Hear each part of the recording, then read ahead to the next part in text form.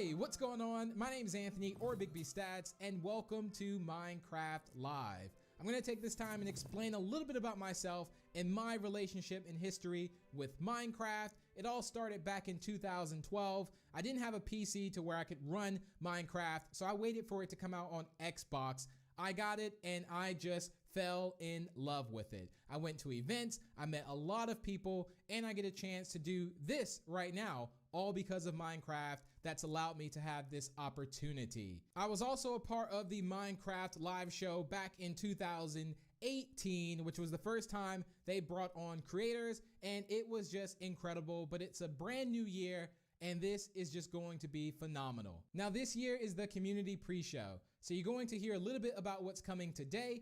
Also, we're going to hear from a few of our friends and what their year has been like, and what we love to see coming to Minecraft Live this year. Now, if you do speak another language besides English, don't worry, we're working with community rebroadcasters who speak other languages that are helping localize the broadcast. So head over to minecraft.net/live to view the list of rebroadcasters.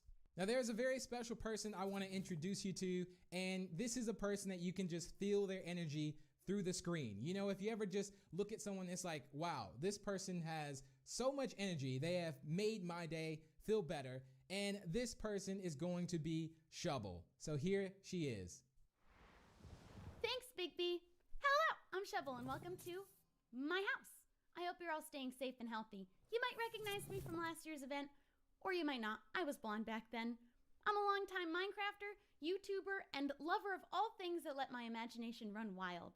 I'm also a known cat lover, and I would love to show you one of mine, but every cat owner knows you cannot tell them what to do. Anyway, we're going to start with the pre-show, where we're going to look at the last year in Minecraft. I've had my own exciting year in Minecraft. I was crowned a Minecraft champion. Twice! And then later we're going to join some of the members of the community and some members of the Mojang team to see what's coming next. I'm most excited about the mob vote, but I heard there's something big being revealed right at the beginning. So don't go anywhere. I'll be here watching too to find out what it is. So grab a snack and some water, and let's get into it. Was that good? Did I do good? Should I have worn the crown? I tend to demand more respect when I'm wearing the crown. Hello everyone, I'm Mariel, also known as Marielitai. You may know me from a couple of Minecraft series that I participated in, like Harmony Hollow, Mariel Craft, and Gamecraft, just to name a few. But I'm also known in the community for my innate ability to break the game. Randomly, for no reason whatsoever, it just happens completely out of my control, completely out of my hands. I've had so many bugs and glitches happen to me that it's become this running joke on my channel, and it's hilarious. Now, this year has actually been a pretty exciting year. I was able to participate in one of the Minecraft championships, and I also made a ton of new friends playing Minecraft Dungeons. That was pretty cool and awesome. But today, I'm here at the Minecraft Live community pre-show to talk to you all about something very exciting. The mob voting process. Turns out that Minecraft is bringing 3 new mobs for all of us to check out and get to know. We have the Moobloom from Minecraft Earth, the Iceologer from Minecraft Dungeons, and last but certainly not least, the Glow Squid, a mysterious new mob that's also from Minecraft Earth. But you may be wondering which one's going to be added to the game. Well, that's up to you, the community, to decide, because throughout the show, all of you are going to be able to vote for your favorite mob on the Minecraft Twitter page as long as you're signed in. There's also going to be multiple voting rounds, so make sure you keep an eye on the vote because things can change very quickly and we need to make sure that the best mob wins, and that one, in my opinion, is the Glow Squid, because that's the one that I'm rooting for and that's the one that I'm going to be voting for. Anywho, that's going to be it for me, but be sure to stick around to find out more about these brand new Minecraft mobs. Thanks, Marielle. Well, I just want to say I actually want all the mobs if that's even possible. Can we make that happen? Now, one of my favorite things this year to come to Minecraft is the 1.16 Nether update. There wasn't much to do in the Nether in my personal opinion, and this update, I think everyone enjoyed it, me personally. I was already a little bit afraid of the Nether, but now I'm even more scared, but in a good way. It makes me want to go there, makes me want to do things. And there's so much that you can do in the Nether. And the fact that this is the same game, they make the updates so great that it feels like a whole new game and you get that whole new experience all over again. But that's just my story. But here are some more stories from a few creators and friends around the world. Hello everyone, my name is Gemini Tay. I am a Minecraft builder and content creator on both YouTube and Twitch. I love using Minecraft as a platform to create art, and this year I've had a particularly amazing time doing so. I was invited to the early access beta for Minecraft with RTX on Windows 10 edition, and oh my gosh, it was incredible. Minecraft with RTX adds so many new amazing properties to the game. The new reflections and light emissivity is incredible. Being able to use light as a building block in the game is something I've looked forward to for such a long time, and it's finally here. Definitely have had such an amazing time using that to my advantage to create more depth and dimension in my Minecraft worlds. Fala galera, eu sou Forever Play Games, crio conteúdo de Minecraft pro YouTube há mais de 8 anos e hoje eu vim aqui falar pra vocês as duas coisas que eu mais gostei do update do Nether. Então beleza, estou aqui no meu mundo onde eu jogo no modo sobrevivência, não uso o criativo pra nada. E como uma pessoa que joga muito Minecraft mesmo, uma das coisas que eu mais gostei do update do Nether foram os blocos novos. Então se você der uma olhada daqui, eu fiz um portal que vai pro meu Nether utilizando os novos blocos. E cara, é sério, eu fiquei apaixonado nas possibilidades que a 1.16 trouxe pra gente no termo de criação, cara. Esse fogo azul e essa Blackstone são muito lindos e dá pra você fazer ambientes totalmente diferente de antes. E passando para nossa segunda coisa, nós chegamos nos novos biomas. E isso eu acho que foi uma coisa que a Mojang focou muito em tentar deixar o jogo mais vivo. E cara, para quem joga Minecraft há muitos anos, é muito divertido olhar o Nether que a gente já conhece de uma forma tão diferente assim. Hey everyone, I'm Mac and Cheese Please, a Minecraft YouTube content creator and Twitch streamer. My favorite memory from Minecraft this year has got to be when we defeated the Ender Dragon for the very first time. I have never seen this fight before and had no idea what to expect. We spent hours and hours preparing and defeated the Ender Dragon our first try in about 15 minutes. It was so much fun. I cannot wait to see what Minecraft has in store for us this year.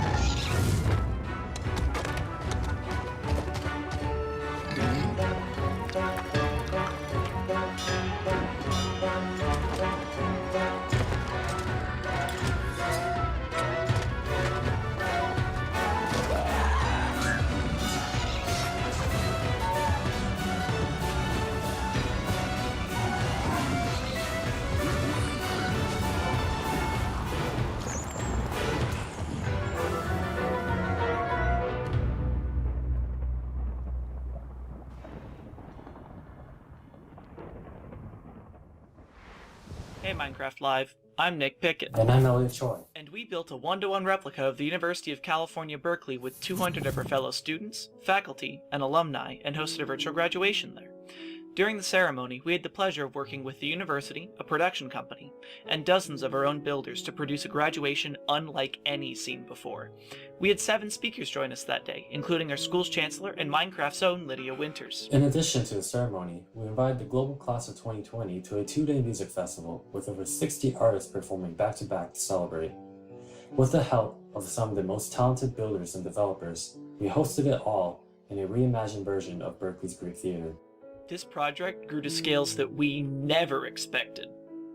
On top of all of this, we decided to take all this attention we were getting and put it towards a good cause, which is why we partnered with a charity to raise thousands of dollars to support pandemic relief.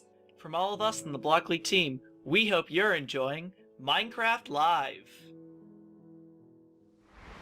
Okay, so we've heard about how 2020's been for a few people within the community, but what's next for Minecraft? Now, there's already a lot of things in Minecraft, but if there was one thing that I would want to see is something that would fly, some type of creature, maybe a monster, and you would be walking out on just a nice sunny day, you know, maybe just mining or doing some crafting or in your farm. And next thing you know, something would swoop down, not a phantom, and it would actually pick you up and take you through the sky. I think that would be really cool, but maybe that will never happen. Now, the community has always speculated what the next big update for Minecraft could be. A new mob, a new boss, a new biome. And as you're making your guesses right now, I would assume, we're gonna go ahead and throw some more ideas in the mix. Well, hello there, Minecraft Live. Good times with Scar here, and I am a content creator and a member of the Hermitcraft server, and I have now been playing Minecraft for 10 years. This is my 10-year month anniversary, and what better way to celebrate 10 years playing Minecraft but to hang out with you here at Minecraft Live and to speculate on what we'd like to see added to Minecraft. And way back in the day when they added colored glass to the game, I thought, how cool would it be if these naturally generated in caves as if they were crystals, just colored crystals hanging from the caves just to add a little life, a little energy to the caves. And I thought that would be fun, but let's take this up a notch. Say we're down in the caves and we break open a wall into a gigantic cave with cathedral ceilings, crystals hanging down from the ceilings. And these crystals come in all the variety of colors in Minecraft. And we pick out one that we like. Say we're going to pick out the orange one, and we knock down that orange crystal, and we can take the fragments of this orange crystal and put it in a torch or put it in a lantern. And we're now casting orange light in Minecraft. That is right. We can now cast colored light of all varieties in Minecraft via torches or lanterns to add more atmosphere and more design possibilities with our builds. Just imagine your builds now, but being illuminated with color light. How amazing would that be? Now, another thing I'd love to see added to Minecraft is some way of auto loading and ejecting music discs from a jukebox. So now we have colored light in the game along with auto playing music. We've basically together here created a disco on Minecraft, and that sounds absolutely amazing. So let me know what you think of those ideas, and I cannot wait to find out what for real is coming soon. Hey everyone, it's Crew! We have been huge fans of Minecraft since the very beginning and have so much fun creating videos. From silly build competitions to our epic survival series. Creativity is literally limitless in Minecraft. That's why we're so excited for the Glow Squid! Woo! Ooh, we could build a glowing underwater city. Yes. That'd be so cool. Yes. I wonder what we'd be able to craft. Maybe we'll be able to craft glowing armor. I wonder what sound the glow squid makes. Like this. Love, love. I'm gonna make it my pet. Okay. Bye! 안녕하세요, 마인콘 시청자 여러분들. 저는 유튜브에서 마인크래프트 채널을 운영 중인 램램이라고 합니다. 저는 8년 동안 마인크래프트를 즐기고 있는 만큼 저에게 있어서 마인크래프트란 제 일상에서 정말 큰 부분을 차지하고 있는데요. 올해도 굉장히 많은 컨텐츠를 녹화하고 업로드했는데 그 중에서 야생 관련 컨텐츠와 팬분들이 직접 만들어주신 컨텐츠들이 기억에 많이 남습니다. 마인크래프트에는 여러 바이옴이 존재하는데 그 바이옴 특색에 맞게 새로운 블록 아이템들과 몹들이 더 추가됐으면 좋겠습니다. 특히 바다를 굉장히 좋아하기 때문에 마인크래프트 바다에 더 멋지고 예쁜 블록과 강력한 보스몹이 추가되길 바라고 있습니다. 이상으로 여러분들에게 저 램램도 알리고 마인크래프트에서 보고 싶은 여러가지들을 말해보았습니다. 항상 저에게 좋은 추억을 주는 마인크래프트 정말 감사하고요. 여러분들도 계속해서 마인크래프트 라이브쇼 많이 시청해주세요. 그럼 안녕! Hello, my name is Iskal85 and I'm a Minecrafter, and today is a big day. It's an omega big day today because it's one of these days where we get to know the latest and the greatest surrounding Minecraft. Now, being a big action RPG fan, I've obviously been completely stuck with Dungeons since it came out, and we've already got lots of new stuff. Like we got the winter update, we got the jungle update. I wonder if they're gonna make another like themed upgrade, maybe mountains, like Dungeons goes Everest, or or maybe an oceanic update. That'd be kind of weird, swimming around underground and stuff like that. Anyway, personally, I'm hoping for two things. I'm hoping that we'd be able to customize our little character a little bit more, like the visuals of the character. I'd love to see like being able to get a skin that's outside the game into the game. That would be absolutely amazing. And I would really like to be able to change up that little base area, add things, maybe put things on the wall. You find a cool sword, put it on the wall, memorize it. That would be absolutely amazing. You know, that's a very good point. I wonder what's coming next in Dungeons. Well, I guess we'll have to see. Thank you from me and everyone you've seen so far for watching the pre-show. Minecraft Live is just about to start, but we're such a small part of this community. So let's see some other great moments from this year in Minecraft. Thanks everyone. I earned this crown the last time. I get to wear it until I am dethroned, which means I can wear it the whole time until then. There's a lot more rainbow because it is in honor of it being Pride Month. Was geht ab, Leute?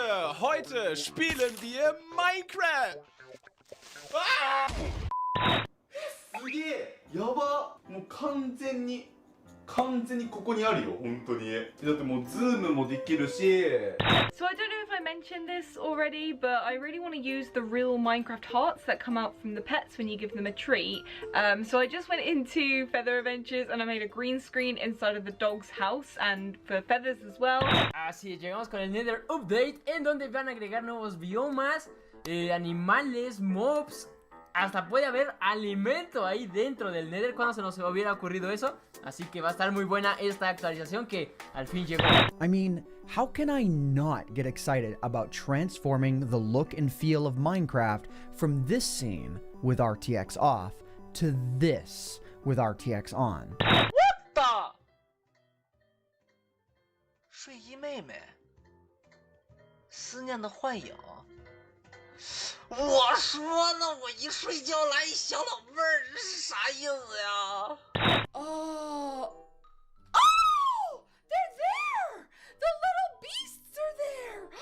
A new animal! This is kind of blowing my mind. What a cool update. 我乃齐天大圣孙悟空是也，身穿黄金锁子甲，头顶凤翅紫金冠。 脚踏丝布云驴。 They've added these new adventure crystals that allow you to experience adventures in your home, in your backyard, or wherever you are, instead of needing to go out and discover them. 这个吃瓜亭呢，也应吃瓜群众们的要求啊，把上面的这个不对称棋盘换成了好多的瓜，同时可以有6个人在这吃瓜呢，想想都有点小兴奋。I'm a bee! Did y'all see that? That was insanity! Yo, we stinging up in here. Check it out. I got a whole mess of powers. Y'all see them? It's bees. You can just keep spawning in all these bees. I'm literally just right-clicking constantly. Now the bees that... 마인크래프트 던전스 굿즈. 아 이렇게 봐야 되네. 개봉해 볼게요. 두두두두두. 자, 오, 야. Get up, I have like. I found the mobs. I found them. I think you found them. Excuse me, I don't appreciate. No. Well, I gotta show you how to play my game. Are you watching? Whoa, the bees are really angry. Are you watching? What did you do? Dude, the bees are so mad. I'm just gonna leave you to it. Perhaps one of these other huts has something helpful in it instead. Oh my gosh. No, that's... La abeja es el primer artrópodo del juego que vuela.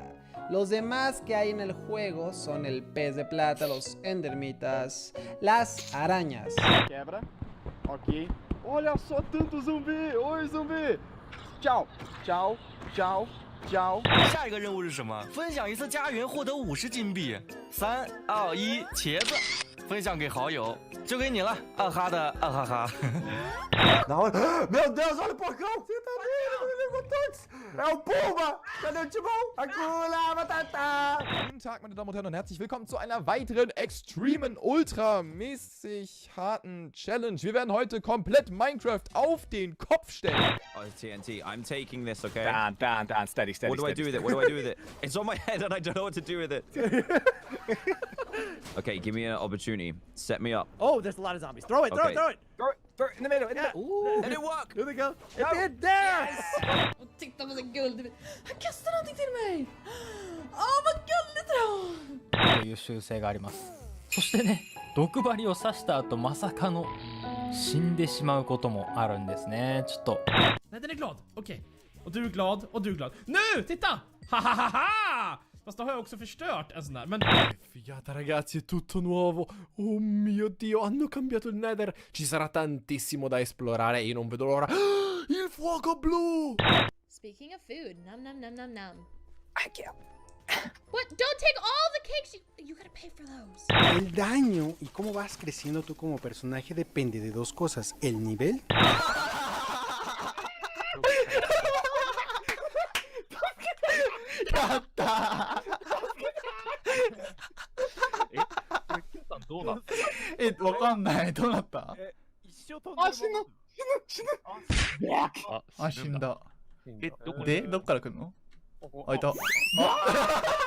There they are. Look at them. Oh, they are so cute. And that, right there, ladies and gentlemen, is our first bee nest. Look at that. I love seeing like the haze, the light beams.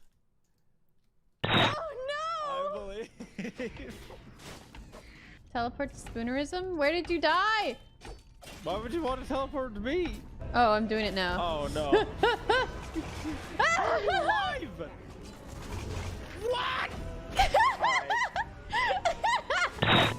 I want to swim, and when the waves come crashing through, oh, I will let them pass around me, 'cause I feel so safe with you, and I want to feel at peace.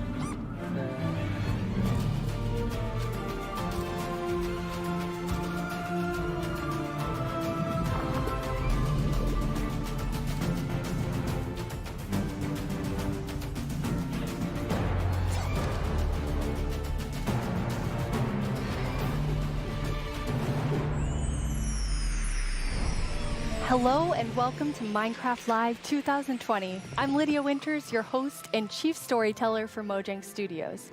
We're coming to you live from Stockholm, Sweden, the birthplace of Minecraft. Some of our amazing team members couldn't be here today, so we recorded the Minecraft Earth and Creator Tools segments in Redmond earlier this week. We are so thankful you're joining us.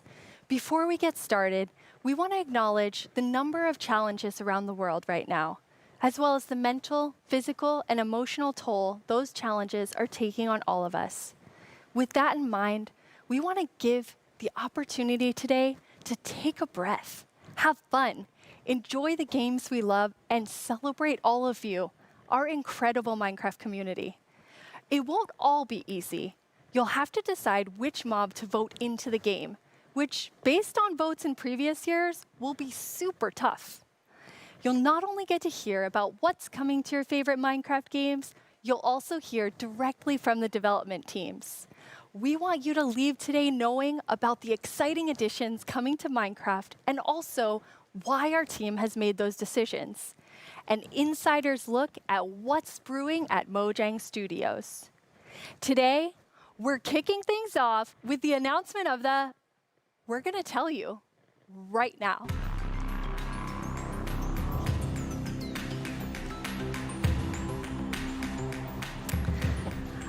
Hi, Agnes and Brandon. Hi. Hello.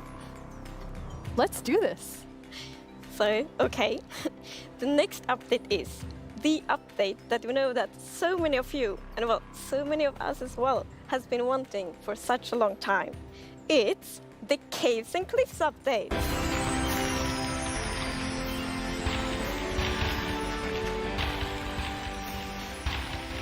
It must feel amazing to be able to tell everyone that. Seriously, like, I'm so excited about this. I mean, even before I joined Mojang, I was always thinking about, like, when is the cave update gonna come? And this is it, but it's also got the cliffs as well. It's got the mountains. Like, this is such a big update, and I'm so excited.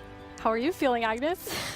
Great, like, no, it's so good. So we have been working on this update for quite long, and we're like, we can't wait to tell everyone, and now we just announced it, and it feels It's so we're actually amazing. getting our first live look at some reactions. Oh.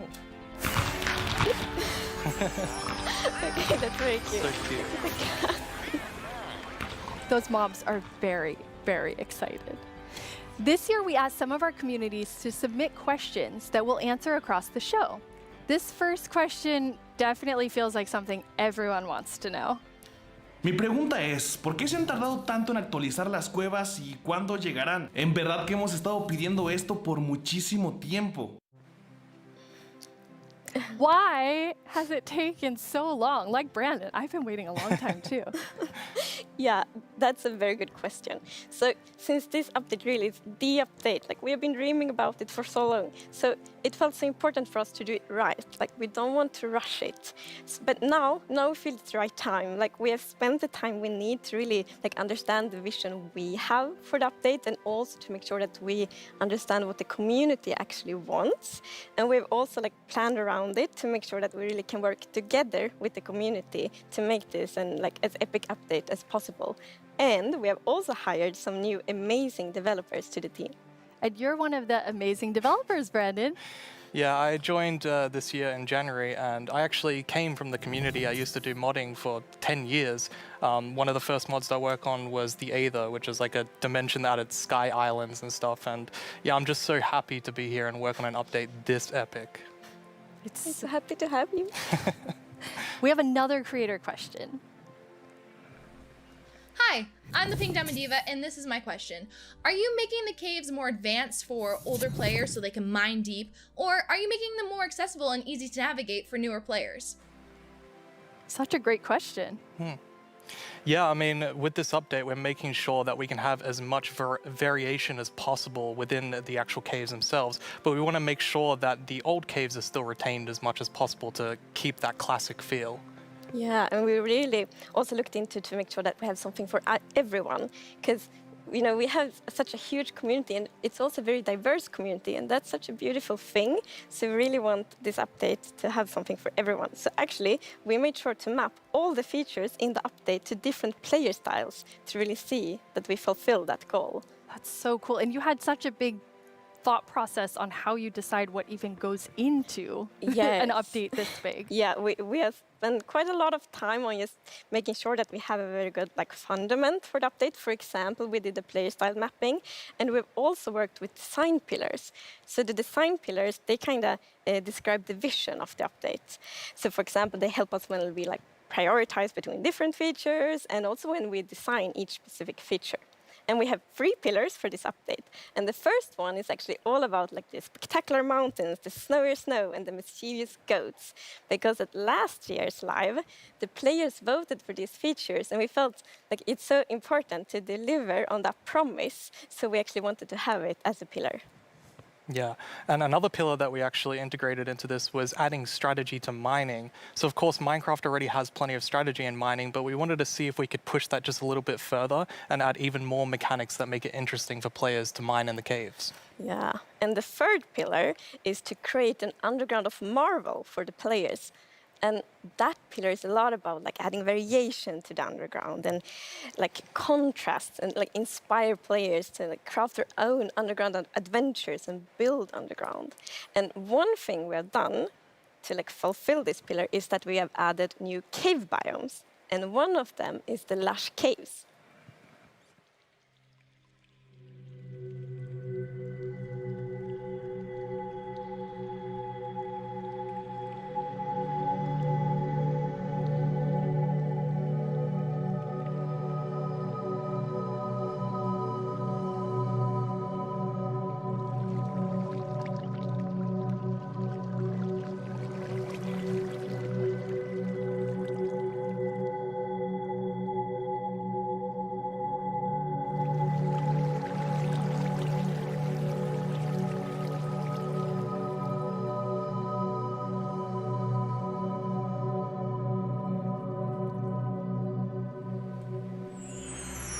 It's so beautiful. It doesn't feel cave-like. Yeah, I mean, we wanted to make sure that, of course, in Minecraft, all the original caves, you know, they're pretty much the same. There's not much variation in terms of vegetation or different features inside of it. So for this, we wanted something which is a bit more like light and lush and actually has vegetation. And I mean, I think it looks amazing. It's gorgeous. What was the inspiration behind it? So we were thinking about, okay, so how should it feel when you are in a lush cave? And we wanted to be like, so you feel like very tiny inside like a big garden or big forest. So like when you look up, it's actually like vegetation above you, it's vegetation around you. And one source of inspiration we had is actually a Swedish painter called John Bauer. Because in his paintings, it's always, or often at least, like a tiny character, and then it's like huge forest, and you see like the bottom of the trees because the vegetation is like so big compared to the character. And you're adding so many new plants in the lush caves. Yes, so I don't know if you saw, but there was this new tree that was actually above on the overworld, and this is called an azalea tree. So it's a unique type of tree that it'll be easy to spot for players, and if you actually find this and start going down its roots, you will find a lush cave there. So this is another part of adding strategy to mining, where you know there are certain landmarks which will allow you to understand what you're doing in the game. That's cool. And another one of the new blocks is a block called Spore Blossom. And it's that you maybe saw it in the video. It's a big pink flower that you find in the roof of the lush cave. And it will drip particles from that flower, but it will also actually feel like a big volume around it with particles. So it's similar to the particles that we added to the nether biomes in the nether update. But the cool thing here is that you can move the flower if you want to and get these particles anywhere you want in your world. So you can actually be very creative with that. That's so awesome. And the lush caves have a real glow to them from one of the plants. Yes. So there are vines in the lush caves, and they have glow berries on them, and these are actually a light source. And you can also pick them and eat them if you want to. Nice. Yes. And another plant we actually have is the drip leaf plant. And you can actually see that they can kind of grow from like water or anywhere else. And they grow quite tall, but they have like a little plant on the top that you can actually hop onto. So the idea of the mechanic behind it is that the leaf will actually tilt down when you stand on it too long. So this will actually make you fall through. However, after a few seconds, it'll come back up. So it's kind of this like platforming block that allows you to just, you know, continue platforming over and over again, which I hope is really exciting for, you know, content creators making maps. Yeah, you can build like your own platforming levels, and then they will repair themselves. That's kind of neat. It's so beautiful in there. And there's actually a mob coming to the lush caves. Yes, there is. But we will actually not tell you about this mob now, because in the end of the show, we will show even more features coming to the Caves and Cliffs update. And then we're going to show that mob. This is the first time we have so much that we're actually splitting the update section into two, at the beginning and towards the end of the show. It's amazing. Yeah, it's exciting. You've also worked on improving the cave generation. Yes. Yeah, so as you can see here, I mean, this is drastically different to what caves used to look like. And there's definitely still the old style of caves, but we wanted to make sure that there was much more variety in the sort of caves and the shapes and the sizes you could get. And even here, you can see that there's some water underground. Yes, so we actually added something we call local water levels. So in one cave you might find like a cave lake, and another cave might not have that one. And this also means that we get naturally generated waterfalls, which is so pretty. And it also kind of gives like new ways to traverse the underground. You can actually go cave rafting. Yeah, so you'll see in a bit that our player here will actually use a boat to raft. And that is just such an exciting opportunity to be able to traverse the caves in a very different way than you used to. Yeah, we were playtesting, and then one of the devs like, look at this, it's so fun, and all of us just started to go with the boat on the waterfalls. It was a lot of fun. So another thing to note here is that you could see that a lot of the ores were actually glowing. This is just for preview purposes. Ores aren't going to glow now. It's just that the caves tend to be quite dark, and we want to make sure that players can see the shapes of the cave. Now, will that only be for the like normal caves, or will this run across all of the new cave biomes? Yeah, so the really cool thing is that like the new cave shapes and sizes is completely independent from the new biomes. So that means that we have so much variation. Because, for example, a lush cave can, for example, generate, in a super narrow tunnel, but it can also generate in like a huge cavern, and that creates completely different atmospheres, but it's still the same biome. So we're really going to have lots of variation on the ground now. You've been calling two of the different cave types spaghetti and Swiss cheese? Like that's how varied the caves could be? Yes, I mean, there are so many different variables for how the variation works, and I mean, it has even more variation than the overworld itself. It's just crazy. It's a lot. Yeah, some of the caves, for example, have really cool pillars, and some are more like flat, some are tall. Lots of variation. Very nice. And you have another new cave biome to show us. Yes, so we have the Dripstone Caves biome. And whenever I think about the idea of a cave update, the image of stalagmites and stalactites comes into my head. But adding these are pretty difficult. It's a very unique shape that Minecraft isn't really accustomed to. But I think the way that the artist put it into Minecraft works quite well. And of course, there's some mechanics surrounding this. So you can see that someone destroyed the block up the top, and so the dripstone fell down. And also, unfortunately for this zombie here, if you fall on these dripstones, you will get hurt. Poor zombie. There's another interesting mechanic in the dripstone caves. Yes, so maybe you saw in the video that like from the stalactites, you could see that it was like dripping water. So actually, if you put a cauldron under a stalactite, it will fill up with water. So it's renewable water. And how do you remember which is stalactites and stalagmites?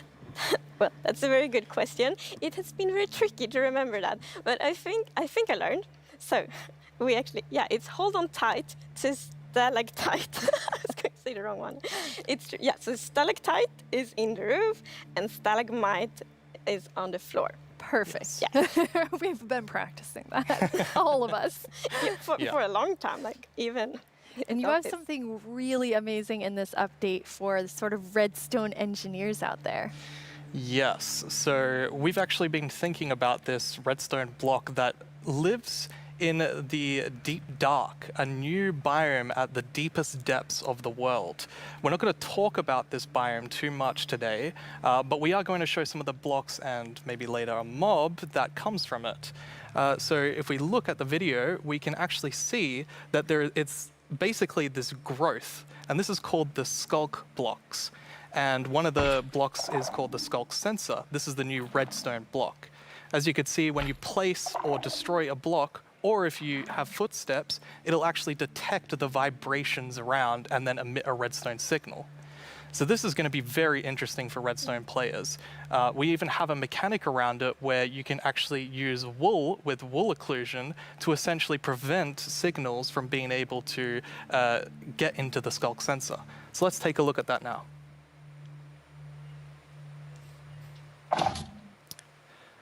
And as you can see here, I walked next to the skulk sensor, and it's actually kind of doing an infinite loop where the piston is causing a vibration, and then it's activating the skulk sensor and going over and over again. But here, I've actually put a wool block in between the piston, which prevents the signal from going to the skulk sensor. This can allow you to even do sort of directional sculk sensors where you can put wall blocks on each side and only allow it to detect vibrations in front of it. And vibrations can be so many different things. You know, it can be a snowball hit, it could be an arrow, it could be footsteps, it could be blocks, anything. So cool. Yeah. And another thing, we had a bit of a happy accident with this because we realized that we get wireless redstone thanks to the sculk sensor. Yes. So, and we didn't even plan to add it, but then when we started playtesting, we're like, wait, we got wireless redstone, and that's so exciting. And well, you can just build so many cool things with that. It's gonna be exciting to see what the community will build. Yeah, you're really looking for community feedback to make sure this feels great for everyone. Absolutely. I think because this is such a unique mechanic, we really want to make sure that we get it right. And, you know, we love the Redstone community and we want to make sure that we do it right. So any feedback you have, any ideas, send it to us and we will work with you to make this the best block that it can be. And now, we said there's another mob coming later, but I think it's time for a new mob coming to the Caves and Cliffs update. It is. And this is a very scary mob. And it lives in the deepest of the underground, in the deep dark. And this is a very dark place. And the cool thing is that this mob is very well adapted to the environment. So it can't see anything. So it's the first blind mob in Minecraft. And that's very interesting because it gives such interesting mechanics. So instead, it will react to vibrations, just like the sculk sensor block. So if you aren't very careful when you walk around in the deep dark, you might upset that mob. Yeah, with this mob, we really wanted to make sure that we kind of recaptured that feeling of the first night of Minecraft. And we can often forget that Minecraft can be a pretty scary game. So we wanted to make sure that we could kind of go back to that. I mean, caves can be scary, they're dark. And all I'm going to say is that when you go into the deep dark, I want to make sure that you're very quiet and watch closely for the warden.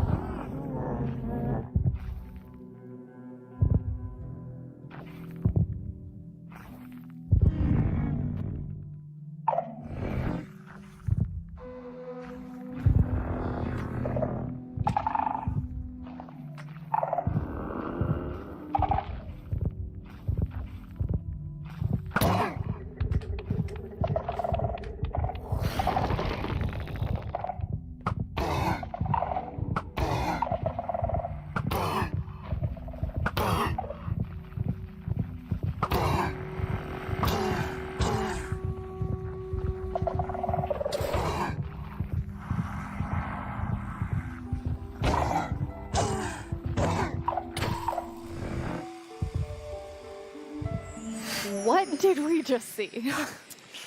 It's a very different mob. I'm really excited for this because not only is it trying to be scary, it's, you know, we had to keep a balance to it. It was very challenging to design a mob like this.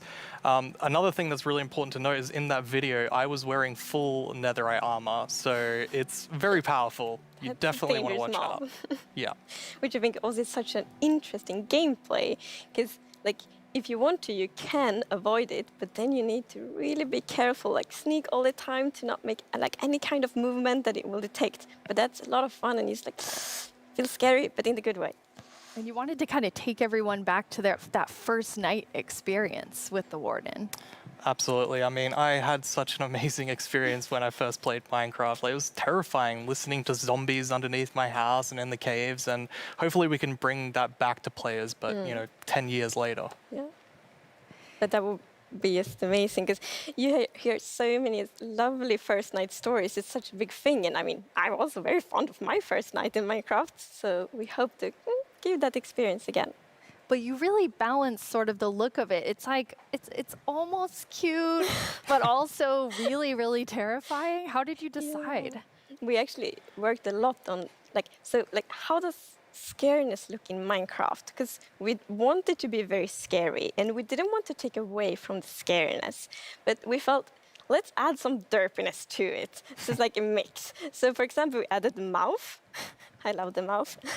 And some actually reacted like, oh, it's so cute, which I think it's more scary, but I think we find like the perfect balance. Yeah, absolutely. It really has character. Yes, definitely. Well, you've been sitting up here. You just announced an update that everyone has been waiting for, and we actually have some tweets that have come in. Oh, That's awesome. Okay, that's amazing to see. So much excitement. Oh, even more tweets. So it's lovely. It's like we really developed this game together with the community, and now to see that people are so happy, that feels so good. Yeah, honestly, it's such a privilege to work on a game like this and an update like this, and we just love this game, and we want to make the best update that we can for everyone. Yeah. Thank you so much, Agnes and Brandon. That was a lot of amazing new things. Don't forget that we have another segment full of even more cave updates later on in the show. Now let's head over to our Minecraft Live correspondent, Vubui. I hear he has a first look at something you all voted into the game last year.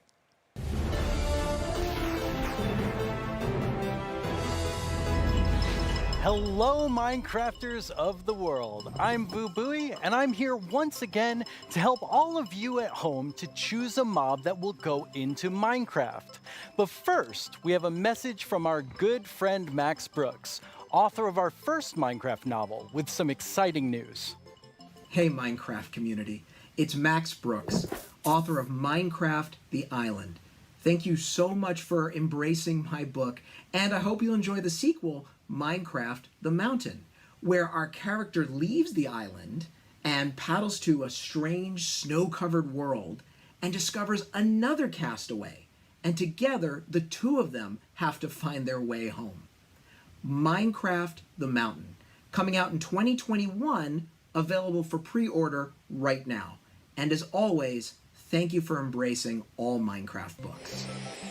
That sounds awesome!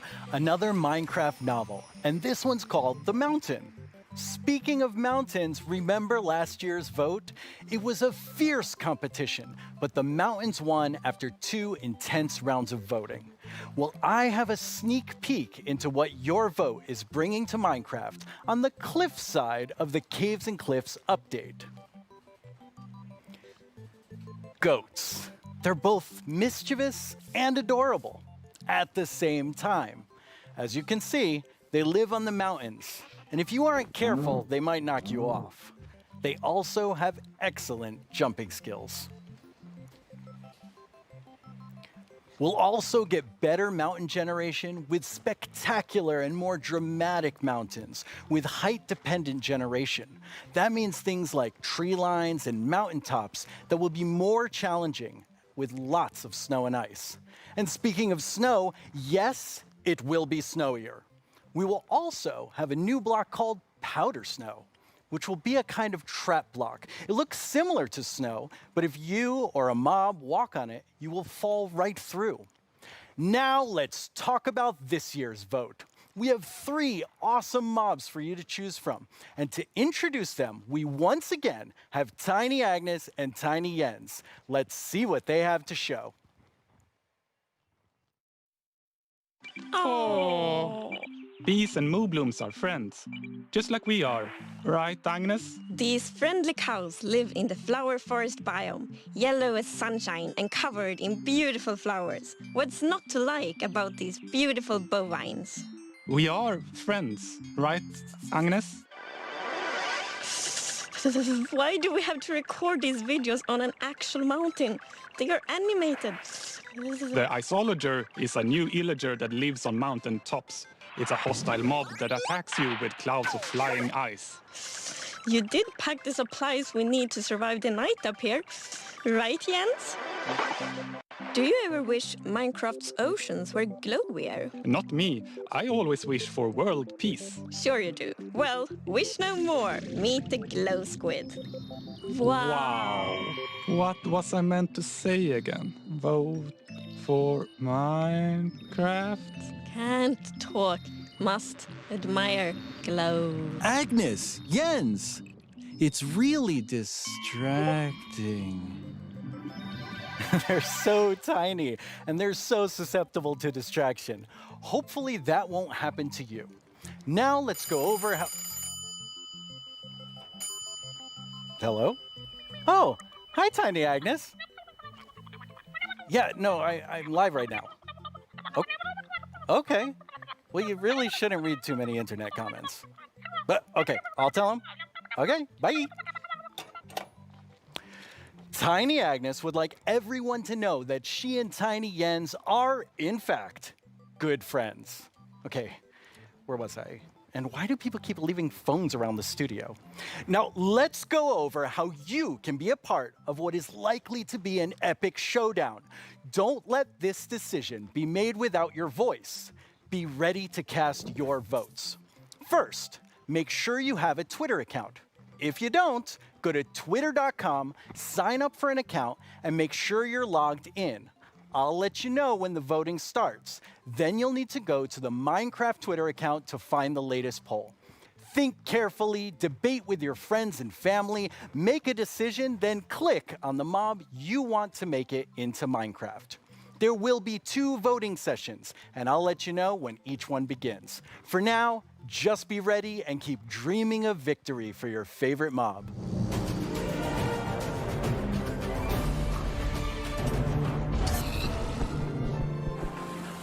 My name is Yesenia Cisneros, and I am the gameplay producer for Minecraft Earth. I am so excited to be a part of Minecraft Live this year and to share this wonderful experience with you, our amazing community. It's been so fun seeing what you've been doing with the game. I've seen lots of creation shared each week, and I wish I were that creative. I mean, wow. While everyone has been discovering new hobbies, I have been logging in each day to collect a new adventure crystal, which lets me play life-size adventures in augmented reality in various parts of my home. My dogs are very confused, to say the least. It seems like I'm not the only one who's been going on lots of adventures. We've had more than 5 million adventures played throughout early access. Holy Moobloom, that is amazing! I've also been completing season and daily challenges to collect mobs, even more adventure crystals, and exclusive character creator items that can also be used in Bedrock.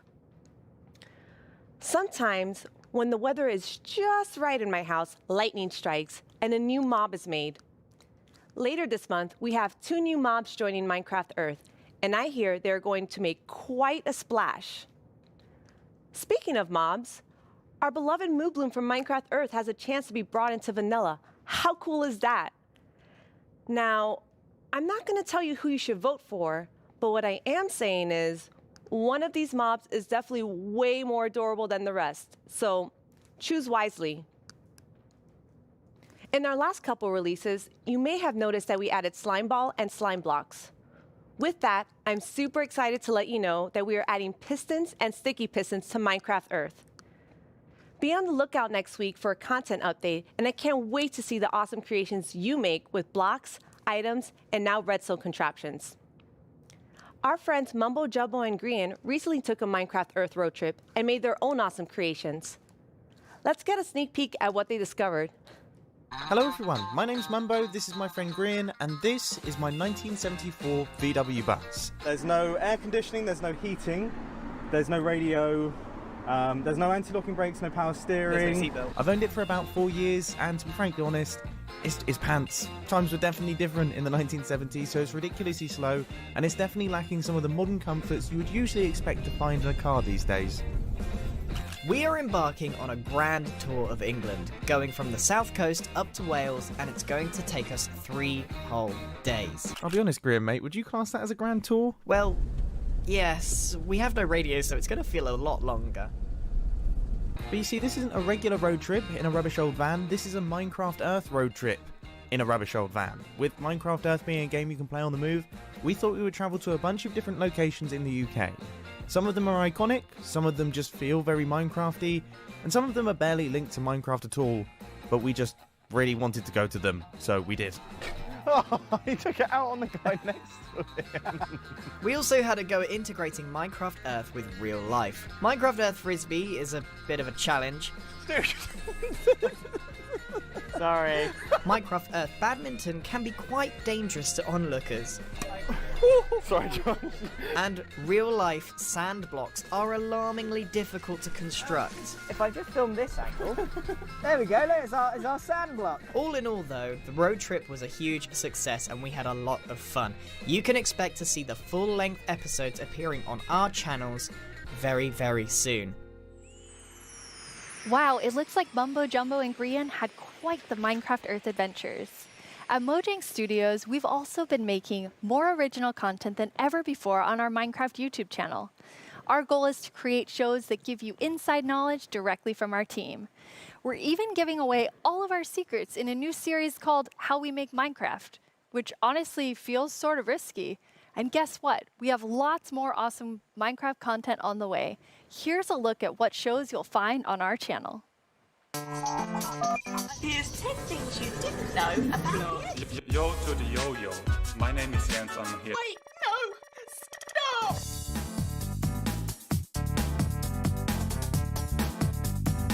How can Steve punch cactus without getting hurt? I know cactus has pricklies, but punching a tree probably hurts too. Everyone just starts panicking.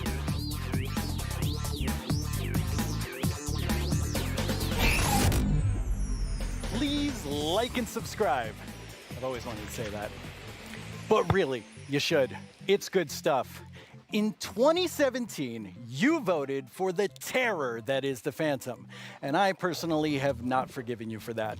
In 2018, the taiga won your vote with fantastic foxes. Last year, it was the mountains with our soon-to-be friends, the goats. What will you, the Minecraft community, do this year? Let's review our choices once more. I was inspired by some of the amazing handcrafted things I've seen made by our community over the years. So I decided to make my own versions of our 3 mob choices. Hi, babies. For illustrative purposes. I think I did a pretty great job. Took me 3 months each. Anyway, all the way from Minecraft Dungeons, we have the Iceologer. They make clouds of ice that smash down on whomever they are attacking. Not quite as chill as they look. From Minecraft Earth, we have the adorable Moobloom. I hear they may come with a new flower, the Buttercup, and I'm pretty sure they'll be best pals with bees. Also from Minecraft Earth, the Glow Squid. As the tiny trio will surely attest, they sure are distracting to look at. The first voting poll is now live on the Minecraft Twitter account.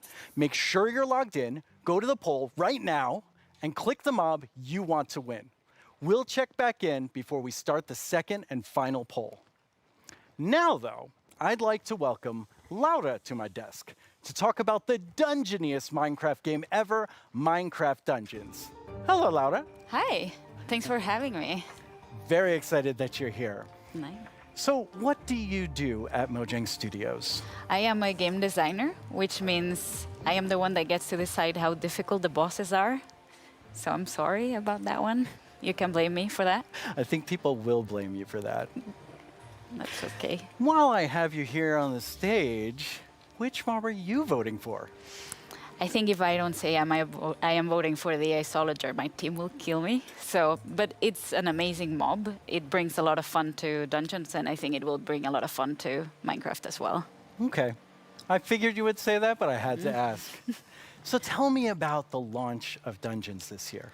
Oh wow, that was quite the ride. It was such a crazy launch. I don't think anybody in the team expected to ever release a game from home.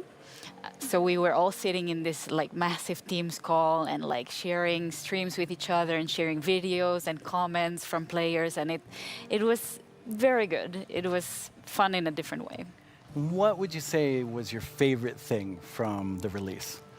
I think it was how people came together to play the game. It was very fun to see parents like show their children dungeon crawlers and children show their parents Minecraft. I don't know, it was very nice to see everyone just sit together and play and enjoy. That sounds wonderful. Yes. Well, let's take a look at what the community has done with what's come out so far. Yeah. Cannot actually believe that we like got close to the end and it was like, nope. Well, time to be blown up by more creepers. They absolutely hate you, there's creepers. Oh yeah, Tom, you're welcome to join actually. あ、待って待って、結構減った結構減った。最後殴りに行っていい？お前おら！お前おら！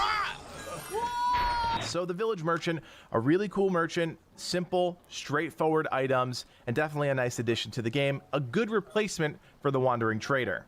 Now let's go check in with our friend the Blacksmith here. This is definitely something that I'm looking forward to because this is one of the coolest things that has possibly come to the game. Oh, tem que matar o maguinho. Ai, morri. Galera, me ajuda. Calma aí, vou te ressuscitar. Calma aí, eu vou dar cover aqui.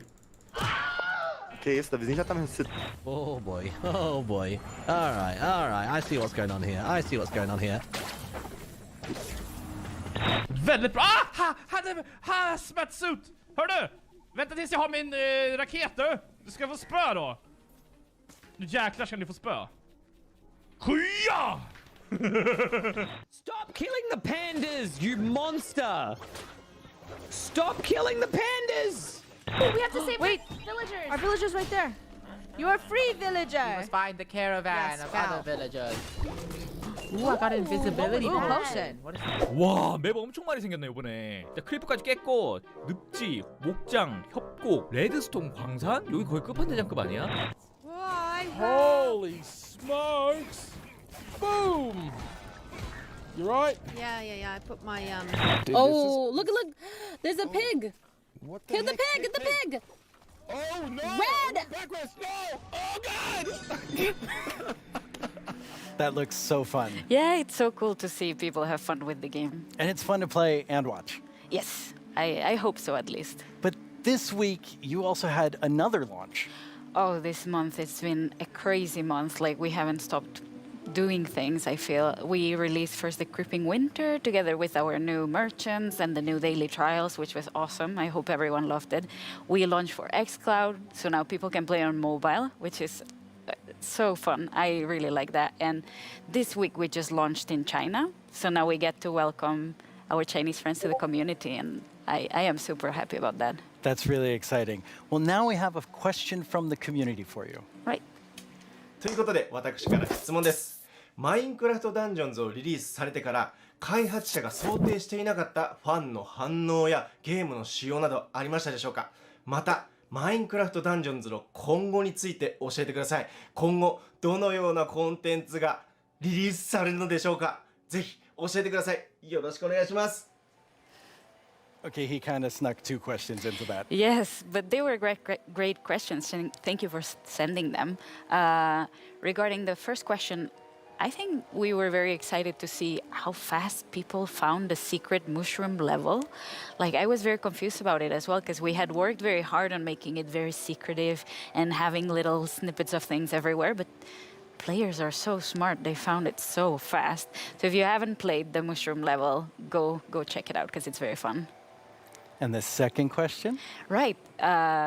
So that's what we are here to talk about today. We're going to talk about our upcoming DLC that we prepared with our friends at Double 11, and that's called the Howling Peaks. So we're going to the mountains with dungeons as well. That's awesome. Yeah. Why don't we take a look at some live gameplay? Yeah, let's check it out. We are very lucky today that we have 4 members of the Dungeons team with us. Here's Mariana at the Nintendo Switch. Hello. Here's Chris at the PC. Here's David at the PlayStation 4. And at the Xbox One, we have Annika. So we get to show you here for the first time cross-play, which we're very excited about. so people can play together from everywhere. That's exciting. And yeah, that's our first look at the mountains biome coming to Dungeons. Already I see a goat right there. Oh yeah, yeah, we were so happy. We asked the Minecraft team if we could bring goats to Dungeons, and they said yes. So we get to release them a bit first in Dungeons, so we're super excited about that. They're equally as mischievous. Yes. So I see a lot of wind coming out of these grates. Yes. Wind is a mechanic that we're going to explore a lot in the mountains missions. And the players will be both challenged by it and will be able to use it. So the wind will push the player, so you need to be a bit careful, but at the same time you'll be able to use it to solve puzzles, push items, and open doors and stuff like that. So yeah. That's awesome. What is this we're looking at? Right, so yeah, our mountains biomes are so tall that the player will need to find new ways to traverse the levels. So that's a mountain lift, and there's gonna be full of like these little contraptions all around. That seems like a really fun new mechanic. Yes. Yeah, the goats are all around, and you need to be careful with them. Yeah, I saw them attack. Yes, they're really gonna push you out of the edge if you're not too careful. So leave the goats alone. Yes, leave the goats alone. That's very important. And as you'll see in a bit, the iceologers that you can find in this mission and in all the mountains missions are very ready for the weather. So they are wearing their little cozy clothes, and they're wind resistant, which means that while the player will be challenged by the wind, the iceologers won't. Oh, what are these? These are new mobs called the Wind Callers, and that's a Ravager coming for the first time to Minecraft Dungeons. That's another Minecraft mob that we get to welcome. They're quite sturdy. What do the Wind Callers do?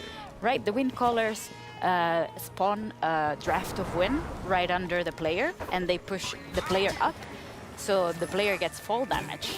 Okay. It's very important to deal with them quick or run away, because they're gonna be painful to combat otherwise. Well, they're doing a pretty good job against these Wind Callers. Yes, our adventurers are strong. Okay, now there are 3 Ravagers. Yeah, that's gonna be an interesting one. But so far, I can see that all the consoles are working very neatly together. We're super happy about that. It's been progressing very nicely, and we hope everyone can soon play together. Oh, that was an iceologer. I wanted to say, like, that's my favorite mob, but you know, it went too fast. But it didn't stay around too long. Yes. All right, we're leading up to this big Ravager battle. Yes. But I think we can let our adventurers deal with the Ravagers. Not very well. No. Yeah. So, with all of this, you also have a new game mode coming. Yeah, the game mode is coming very, very soon, and it's going to be for all the players for free, and that's called Apocalypse Plus, which means that we're making the game just, you know, harder a bit at a time. Yeah. When you call something Apocalypse, it sounds very hard. Yeah, and Apocalypse Plus means that it gets even harder. So hopefully players get to find new challenges, and we found different ways to tweak the balance so the challenge is different every time.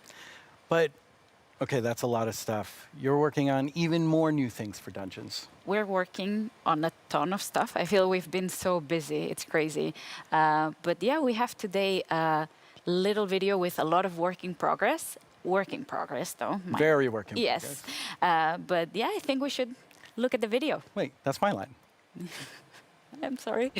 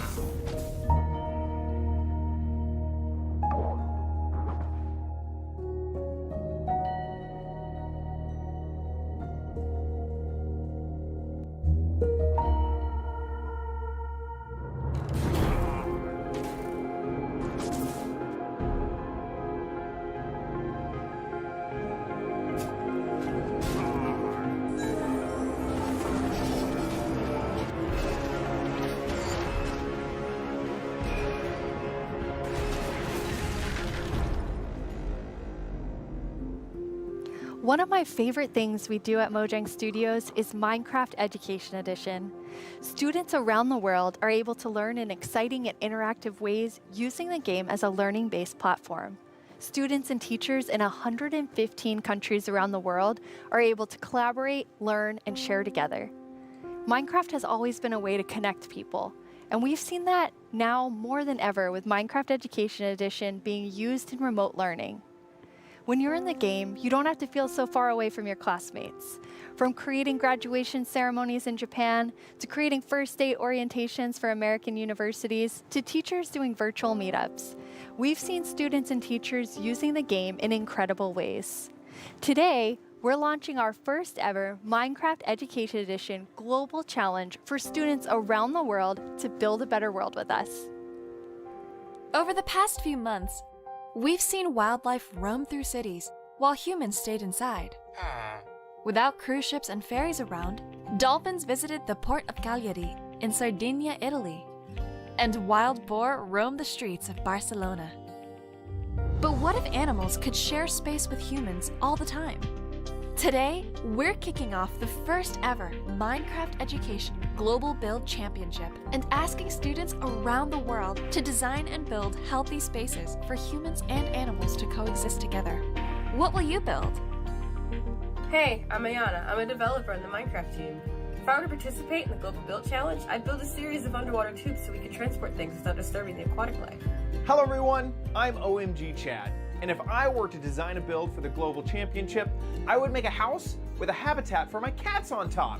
And I would call it a Habicat. どうもこんにちは、カーボンです。僕だったら日本っぽい建築で勝負したい。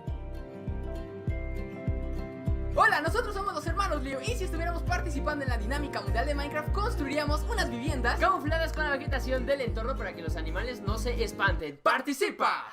Design and build your own solution in Minecraft Education Edition. For the chance to win Mine Coins, awesome Minecraft gear, and a video chat with Mojang Studios. The championship opens today. You can register today and download the Championship World Template. We can't wait to see your amazing ideas, and Jens and I can't wait to see the winner on video chat. We get the awesome prize of chatting with you no matter who wins. For those of you who don't have Education Edition, we have something for you too. Our education team has already added amazing free lessons to Minecraft Marketplace. We've also been working with some amazing educators on a new series about diversity and inclusion coming this fall. Hi, Minecraft Live. I'm Kenneth Shelton, and along with my fellow educators, Felisa Ford and Natasha Rochelle, we've been building a series of Minecraft lessons that will help people explore topics of social justice, equity, identity, and tolerance. The first of these lessons is called Good Trouble, and it's based on the life and philosophy of Congressman and civil rights activist John Lewis. The additional lessons continue teaching about social justice from across the world and through time, from Black Lives Matter to Malala's quest in Pakistan to achieve equal education for girls, to the civil rights movement of 1960s America, to the women's suffragette movement, and more. We can't wait to share these important lessons with the Minecraft community. I'm looking forward to playing through the Good Trouble lessons myself. Together with the Minecraft community, we commemorated Juneteenth with contributions to the Black Lives Matter Global Network Foundation, Equal Justice Initiative, and the NAACP Legal Defense Fund. We're proud to continue supporting organizations that fight for equity and equality in the world by making an additional donation today to the NAACP Legal Defense Fund. This brings our 2020 contributions to over $2 million. Beyond this, we continue to look within our company, our products, and ourselves for how we can help create a more inclusive world.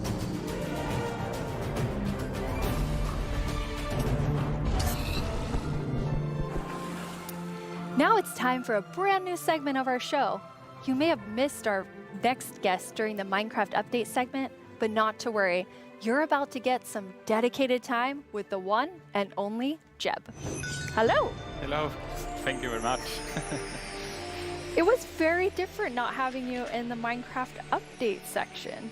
Yes, yes, it's a little bit different this year since we always want the ones that are actually working on on the features of the games to be the ones to get to talk about them, because we feel that it gets more genuine in that way. So what are you working on then? Yeah, that's a good question. No, of course, I still spend a lot of time with Vanilla and Agnes and the team, but I now work with all our products, all our games, and like the board games, and try to support our developers and designers to capture the Minecraft feeling and make them fit together. But honestly, everyone is so talented, so it's actually quite an easy job. But to help everyone, both in Stockholm and in Redmond, I wrote a book, a Minecraft game design book. Are you trying to sell that to everyone in the audience watching? No, this is only for Mojang Studios employees. It contains a lot of secrets. But it was helpful when the team grew to kind of explain my thoughts and ideas about Minecraft. And for Vanilla in particular, there are some guiding principles that are going to help us continue updating the game for many years to come. But you did decide to share some today, so people can kind of see what's in the Jeb game design book. Absolutely. So one of these guiding principles is, it maybe sounds obvious, but that is, it's always one block at a time. You place one block, you remove one block, you pull one lever, and you trigger one TNT, and of course that causes a big explosion. But at the core, the interaction is always one block at a time. And it's not only important for the way you play the game, but it's also if you're playing together with someone, let's say you're building a house or something, then I will be able to observe what you're doing and quickly understand where you're going, and then I can help you, and every block counts. If you would just copy paste or make templates and such, then it would be a little bit harder to collaborate. And also Minecraft is a lot about the journey to create your massive castle or whatever. But so it's important to we retain that feeling. And you have another principle, but it applies pretty directly to a community question that we have. 你会加入更多天气或者自然灾害到我的世界中吗？像是暴风雪或者是大雾天气。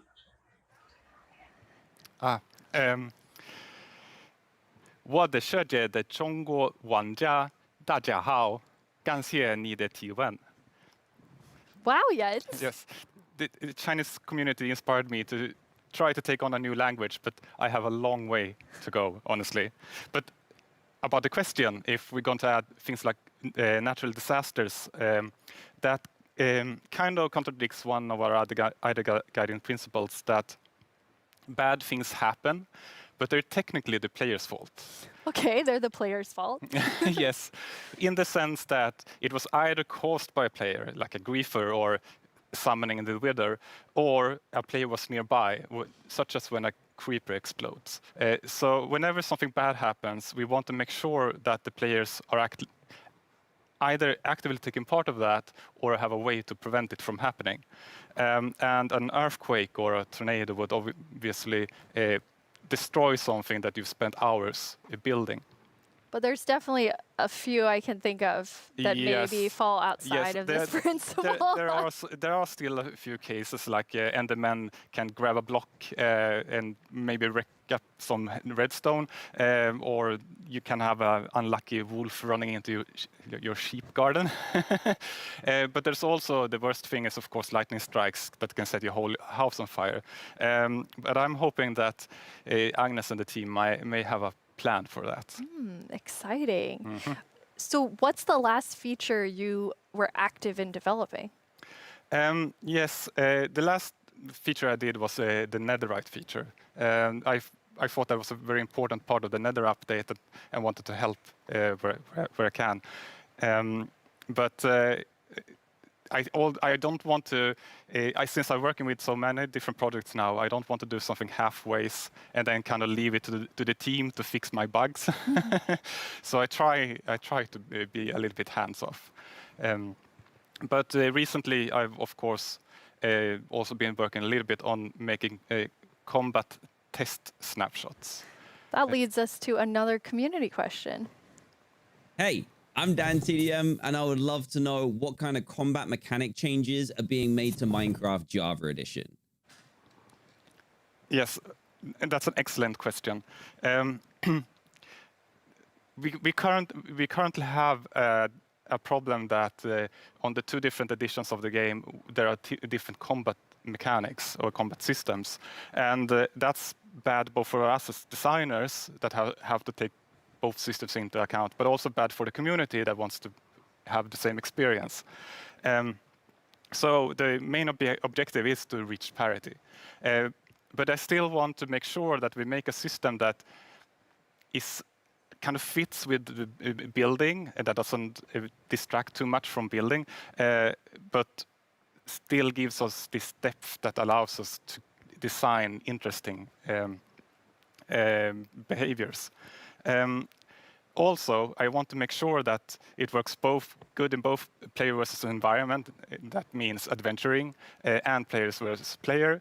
And I want to make sure that it feels good playing both with mouse and keyboard. And when you're on a controller, you don't get tired by frequently pressing the trigger. And we also want to improve touch, like the touch experience. So it's a lot to do.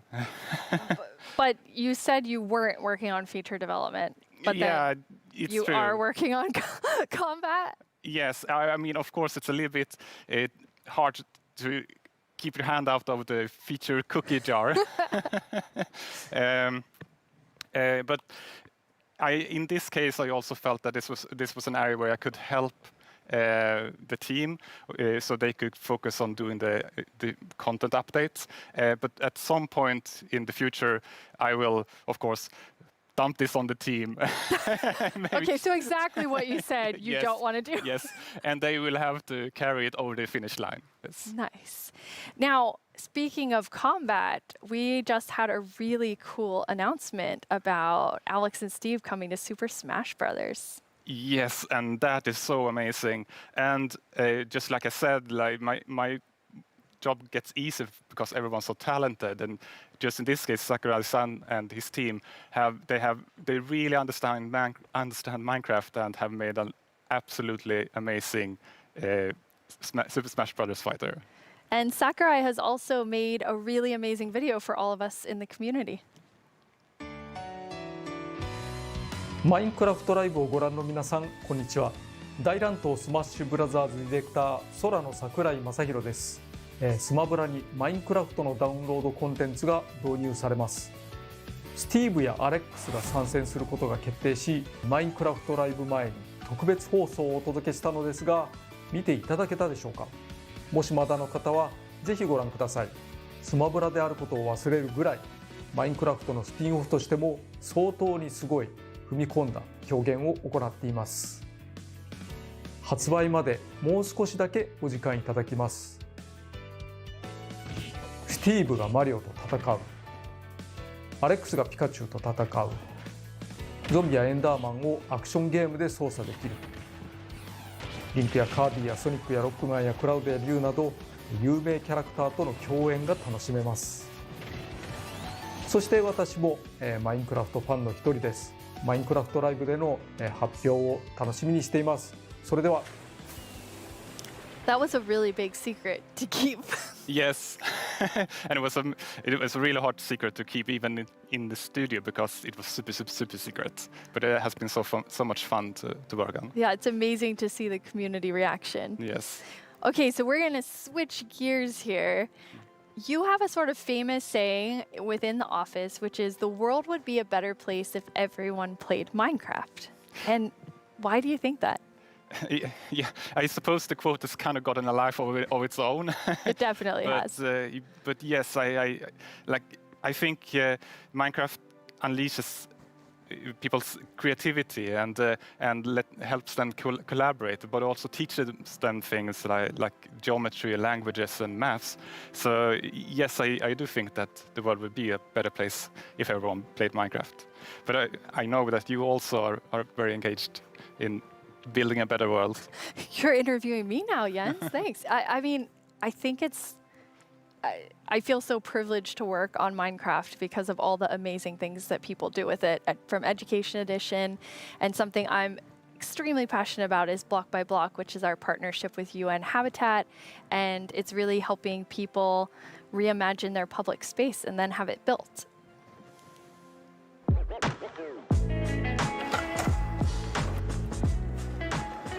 I love this place. It's such a nice area, but it has not always been like this.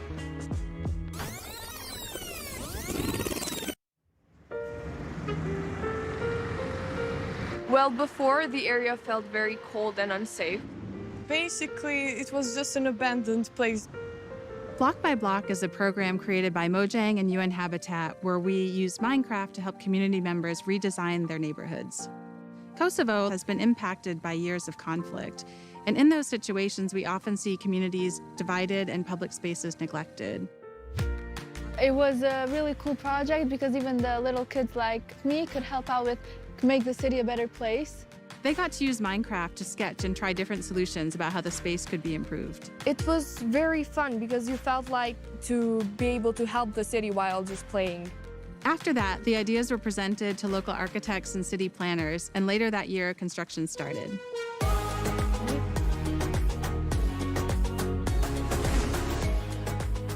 It's been 5 years since we participated in the program, and the street since then has become more developed and it is now more frequented than before. It seemed kind of unbelievable that this was made with Minecraft. So seeing my own idea as a kid, changing a whole area in my city, it was very special to me. It's unbelievable that we were able to make reality what was once only an idea in our computer screen. Finally, decision makers have changed their perspective because maybe they realize that we can make a change. In a democracy, you want the people who live in that community to be asked about what's going to happen in that community. So this is a perfect example. The community was asked, the community decided, the community designed, and the community is using it. I'm probably going to be like really happy and be like, hey friends, I made this. I walk here almost every day, and every time I see it and I see a lot of people spending time here, it's a very gratifying feeling. I just hope it will become real as soon as possible. So the reaction of the community was great, and to me it was a great feeling which I'll never forget. I came up with a skate park idea and some trees surrounding the park. It is possible to change the world and make your dreams come true.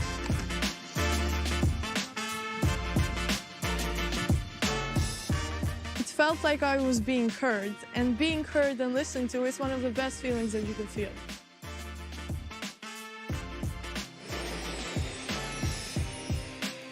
I actually was able to go to Kosovo at the start of that project, and it's just amazing to see the transformation using Minecraft. Yeah, it's amazing. Yes. Jens, you must have seen a lot of amazing things because you're about to hit your 10-year anniversary at Mojang Studios in like 2 or 3 months. Yes, it's true. Yeah, it has been an amazing journey these 10 years, and I have had so much fun working on Minecraft. But of course, I'm also a Minecraft player, and we're all like with the community, and in the end, it's really the players and the community that gives everything its purpose. Yeah, absolutely. And from myself as part of the community, I just want to say, like, thank you for the 10 years and all that you've done for Minecraft. It's made a huge difference in my life, and I think many people watching right now. Thank you. Thank you so much, Jens. Last year at Live, we announced the Nether update. Maybe since then you've been wondering about what it would be like to attend a Nether ballet. Wonder no more. Our friends at Element Animation will dance us through all the new Nether features.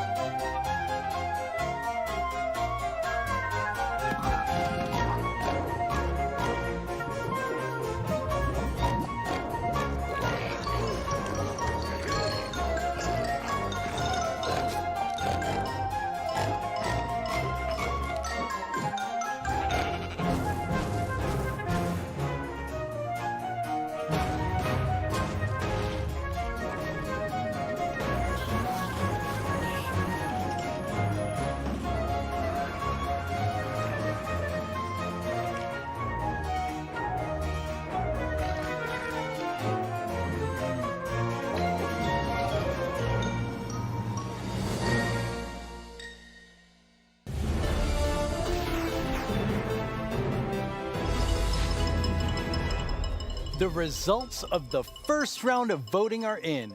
The round which determined which mob's dreams would be dashed with no hope of making it into the final round. And it was intense.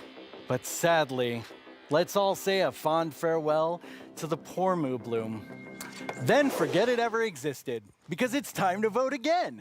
We are now down to the Isolager and the Glow Squid. And in the first round, they were quite close. I'm quite interested to see where the voters of the Moobloom will go.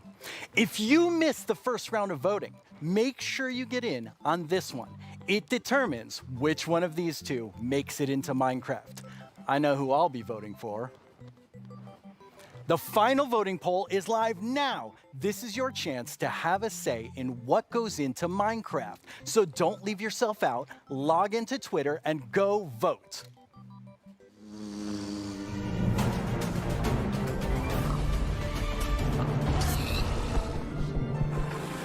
Hello, I'm Quinn, head of the Marketplace Partner Program, and I'm joined by two of my favorite people. How about you guys introduce yourselves?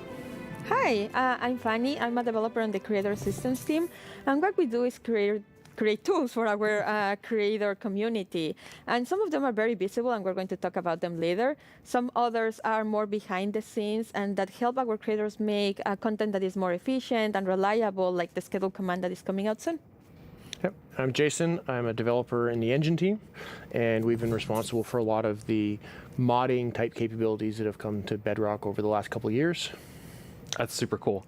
So your teams help make creator tools for all of our incredible marketplace partners all around the world to help make content for you.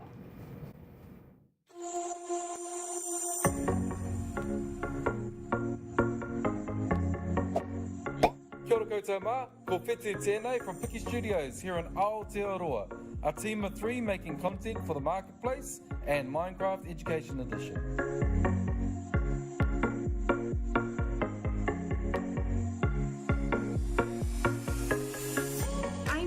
From Zombini, and I run a small studio based in California. We create lots of marketplace content, and I've been making tutorials for the last 7 years to teach others how to make their own Minecraft skins.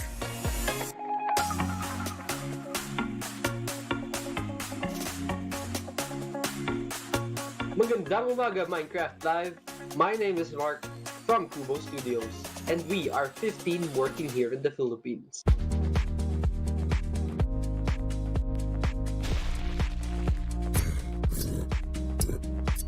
Hi, I'm Tian from Everboon Games, and we are 38 people working here in England.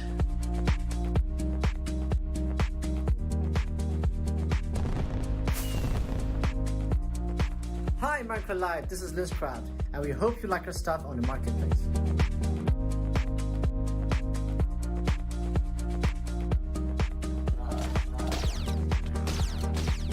Hey everyone, I cannot believe I'm part of Minecraft Live this year. My name is Yasser, aka StarkTMA from MC Texels, and we are super excited about the new updates.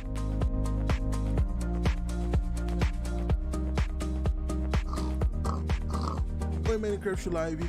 Eu sou o Gabriel, diretor da Irim Studios, e a gente tem cerca de 5 participantes na nossa equipe. Somos todos brasileiros.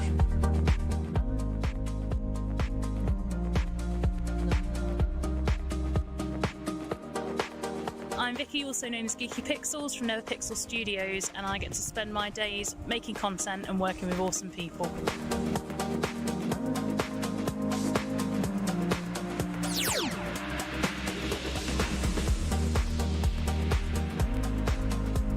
Hey, I'm Warren from Minecraft, and we are 20 people working here in Israel.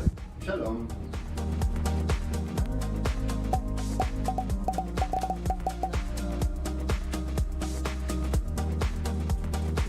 And the best part is all these features can be used by all creators. So what do you have to show us today? Yeah, so for the last couple of years, we've been doing a lot of work with the entities in the game. So this time, we've doubled down and gotten it so that we focused on items and blocks. So as part of that, I made a custom crop to kind of show off a lot of the capabilities. So over the summer, everyone in Mojang Studios was given tomato seeds to try and grow a tomato plant at home. So I thought that was kind of the perfect inspiration to go make a crop. So you can interact, you can place the seeds, use the crops. See, they're kind of growing. We got a couple of them getting to the flower stage. Got a few now that I can actually go pick. So in this case, I've made them work like the sweet berry bush, where you can just right-click on them. But I think tomatoes taste disgusting, so I thought it was better to make them as something you can throw. So Conan and I had some fun. We were throwing them around. It's harmless, or sort of harmless. Yeah, totally harmless. Yeah. You knocked me into the lava. It was mostly by accident. But tomatoes will actually rot on the vine as well, and if they rot for too long, you get a little rotten tomato monster that can spawn from it. So I'm gonna fight him off here. But yeah, he throws rotten tomatoes. They don't fly as far as a regular tomato, but they knock you back a lot more. But kind of based off all this stuff, I think tomatoes maybe aren't the best idea. So I'm going to get rid of all my plants and never grow them again. Yeah, I agree with you on this Yeah. one. So all these healthy. It's true, they are pretty healthy. So with all of these new custom crops, creators can go and make some really cool kind of like farming style maps. Oh, definitely. So like, I think crops are a great example of showing off how they all can kind of come together, because you get the items that you can get there. Normally you would eat the item, but or you can make projectiles. But they also have the ability to get events that are fired from things like a tick event. So as that event is fired, you can make the block run through multiple stages of growth, and eventually get to the point where like you can choose like what loot spawns at various stages of growth and stuff like that. Yeah, I thought it was really cool how you could like interact with them like a normal berry bush, but then get the tomato out. Yeah, it's just it's an interactive event that you can key into. Yeah, and then there's a tomato monster there at the end too. Yeah, I call him Tomo. Little Tomo, it's so cute. Yeah. It's not even scary, but yeah, it's an example of what you can do with them combining events and commands. That's one of the features that our creators have requested for so long, just having commands to be able to run them when something happens. So now, instead of also in addition to doing it with actors, you can also do it with blocks and items. In this case, as the flower is rotting, you can disappear that crop and also summon a tomato monster, a Tomo monster. Yes. Well, that's really cool, because like I can totally see creators like using all of those combinations of features to make some like really cool like adventures maps. Yeah. Like, for example, the little adventure that we can show you, where we were going to the desert, and then we found this mysterious golden skull, and also an equally mysterious pedestal in the middle of the desert. So we decided to place our golden skull over there and see what happened. And yes, we have a mountain that is hollow. And as the brave warriors that we are, we went exploring. And obviously, we found some creepy monsters inside. Luckily, we have our trusty custom sword to fight them off. Oh, that helps. I'm not sure if we even survived that. Yeah, that doesn't seem very safe. No, not at all. But that pedestal, I know that's one of the most requested features, block models. Yeah, so I've been super excited that we finally be able to get block models in. It's something we've been wanting to do for years, and we were finally able to work on them and get them in. So we got it working with using the same formats that we've been using for the entities, so the same tools that people have been using to build custom mobs, they can use to build the blocks with. Oh, that's cool. So you don't even have to like learn a new skill. You can just continue. No, it's almost identical. That's awesome. And then I noticed on the hotbar with the golden skull, there was like a little red triangle. What was that? Yes, it's a new feature that we're calling item lock. I don't know if you found yourself sometimes just going through some content and you have this special item and then you die and you lose it, or maybe you drop it accidentally. Now we've made it so that creators can actually lock something on your inventory, so that when you die or you press Q, it won't go away. That way you don't lose your mysterious golden skull to unlock the next stage. It's so nice. I was gonna say that makes it super easy, because I've definitely been in an adventure map and I lost the key on accident, and then I had to go and try and fix that. Yes. And then when you place the skull, there was a lot going on in the background. Like, there's three features to talk about right there. The first one is like we wanted to give more power to creators with cameras. And this one is just a small one where we just shake the screen. I don't know if you noticed that one. And then you can help players convey something like there's an earthquake going on, or maybe something is about to fall over you. So you can do that with this new cool. Or dinosaurs. Or dinosaurs. Get a dinosaur steps. Yes. The second one that we noticed there is structures. You can now place them using commands, whereas before you had to be using a structure block, which is more complicated and time-consuming. Now you can do it much more easily. And as part of those commands, you can now animate the structure placement. For those that know this, like the mountain was opening, and that was just a structure animating. We provide a couple of effects. One is just like a 3D printing animation, and the other one is layer by layer. And yeah, you can combine them to just achieve very cool effects. Yeah, I can see like creators, using those to add just another level of polish to their world. Exactly. Absolutely. And then I recognize the scorpions. Yeah, well, the desert theme, it felt appropriate to bring them back. They've always been one of my personal favorite custom mobs that I've ever built. Yeah, but after watching that video for so long, I ended up having a nightmare about having to rescue my mom from Really? some like aliens riding scorpions. It was creepy. I'm sorry, that was not the intention. It was creepy and funny. Yeah. Well, speaking of aliens, I know our team put together a really cool sci-fi parkour map that, they made you run through, Jason. Yeah, I'm pretty sure they knew this when they asked me to run through it, but I'm pretty awful at parkour. So it took a few tries to get a clean run through. But at the beginning here, it's a pretty typical sort of parkour map of running and jumping, but we definitely have some twists up ahead. And here's kind of the first one of, even I know I can't make that jump. So let's see what's in the chest. And we got a Sliminator. So I'm pretty sure you know what to do here. So now, hopefully, I will jump and be able to clear this gap. And please, yes. Make it up. So to get teleported to the next section, kind of make it along and see what next obstacle we have. So now I know the chests have useful things in them. So we got a Blockinator. And we'll throw that across and get a little platform. Now I can make this jump. Even I can make that jump. And we got the hot dog, or the cyber dog, and float up. But it poisoned me, so I needed to use the antidote to rescue me there. Make it across and get through here. Now we got a wall in the way, so let's see what tool we have to get through the wall.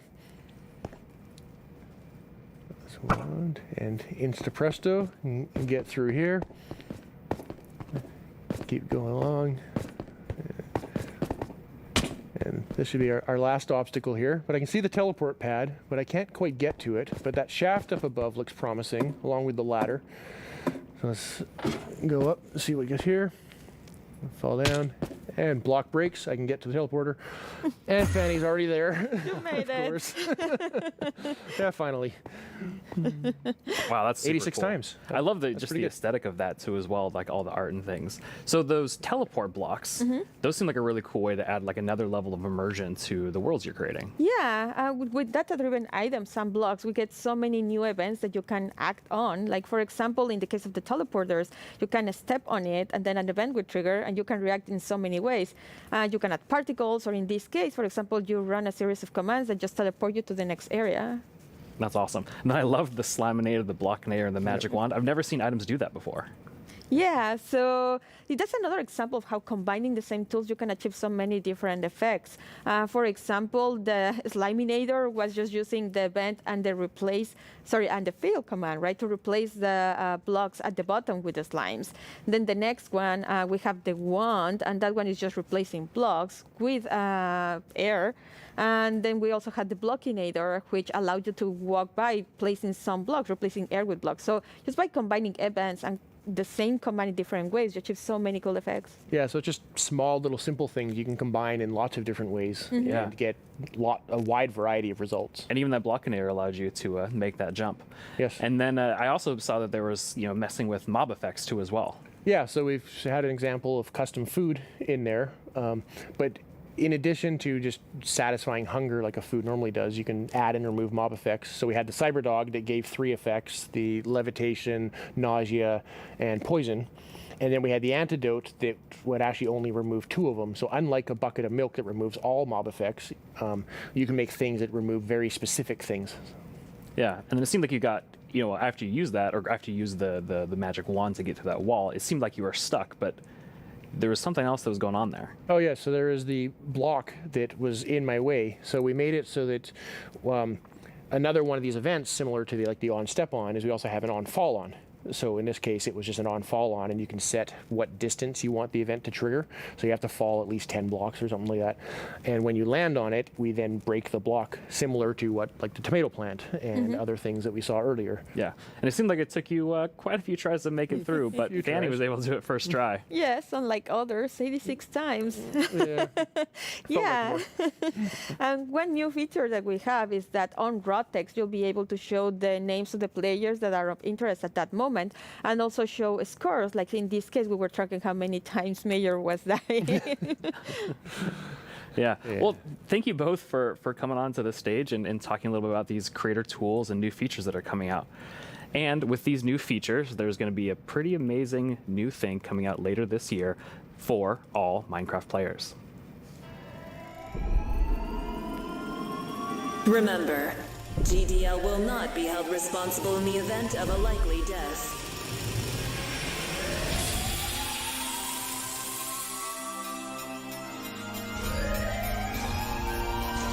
Your descent will begin in 3, 2, 1.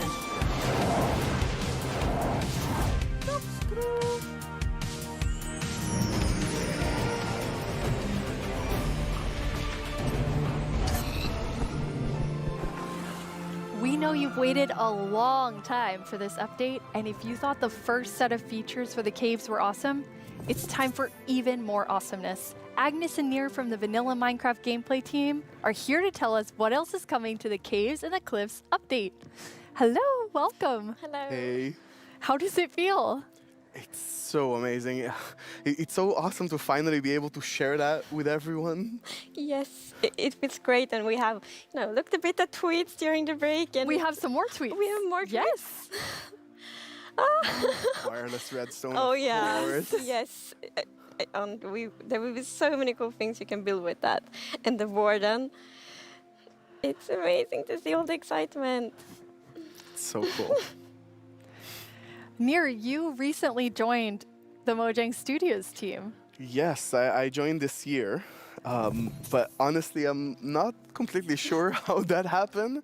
And not just joining Mojang, I'm not really sure how I'm here in Minecraft Live, because like just last year, I was home, glued to the stream. I had to know what the next thing is coming to Minecraft, and today, it's not only that I get to share that, I got to work on some of those things, so it's fairly incredible. But yeah, I've been developing games for a few years now, and more recently, I've actually worked with this non-profit organization called Games for Peace, which is an amazing organization which basically uses games to promote peace. Like he takes kids from areas of conflict all around the world and sits them down to play Minecraft.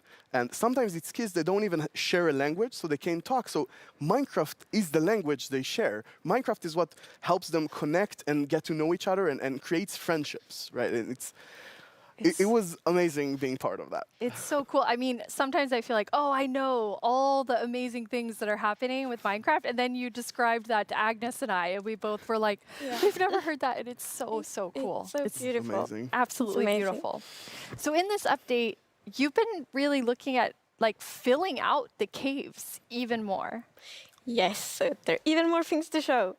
And in the things we showed so far, it's a lot about like improving the journey underground, but of course we also want to add like new things to find, like new resources, and one of them are crystals.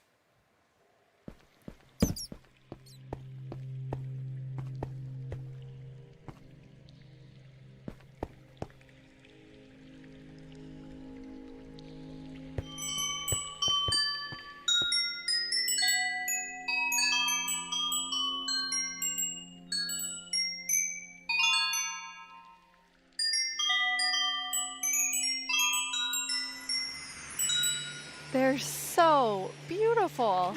Yes, that the moment you turn the corner and you see that glowing thing, it's incredible. The atmosphere in the crystal geode, it's like mystical. Yeah, they're so pretty. And we were thinking a lot about like what is the purpose for crystals in Minecraft? And one thing is like they should have a use, and we will talk more about one of the usages soon. But the other thing is a lot about just adding a lot to the experience of exploring. And we want them to be quite rare. So when you find them, it's really gonna be like magical, because they're just beautiful. And you know, when you walk on the crystals, you hear these sounds.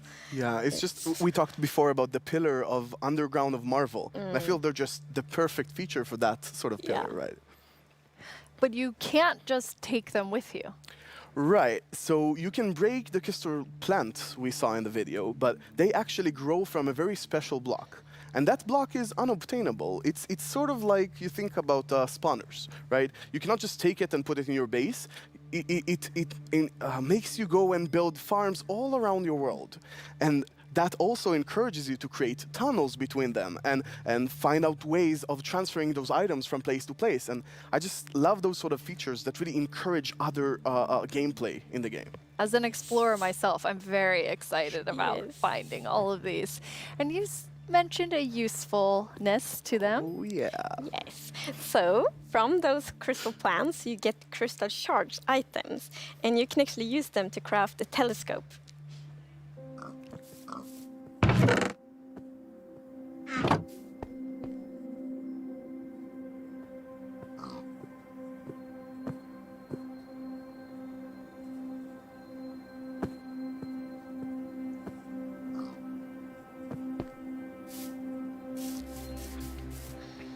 That is amazing. It is. It's such a useful item.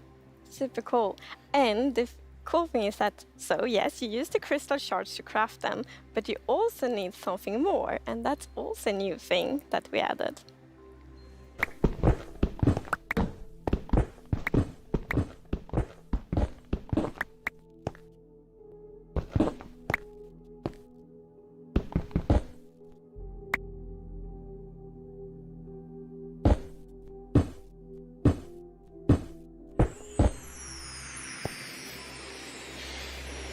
It's copper. That's amazing. Yes, it's new ore. And you saw the copper ore in the video. And a very interesting thing with the copper ore is that it generates in a different way. So normal ores often generate like an ore blob, but copper is different. So imagine that you are out mining and you see copper ore. So you're like, okay, I'm gonna mine the copper. And then you see some stone. It's like, they look a bit different. So you continue to mine. And then you find another copper ore. And you probably go like, okay, I think I found a copper vein. So we're actually adding ore veins to Minecraft. And like they really add so much to mining. It gets so interesting because it's kind of like following a trace when you mine. And they tie so well to the pillar we have about adding strategy to mining. Yeah. That's amazing. And you've personally wanted copper in the game since you maybe before you started? Yeah, you mentioned it once or twice. Well, maybe a few times. But yes, so I think I got inspired by the pretty copper roofs in Stockholm. And they are all green because we have so many like old buildings here. And we've actually added that mechanic to Minecraft as well. So you know, if you place a copper block, it will first be orange, but after a while, a pretty long time, it will turn green. And it's something, I think it's so cool, because it actually adds history to Minecraft.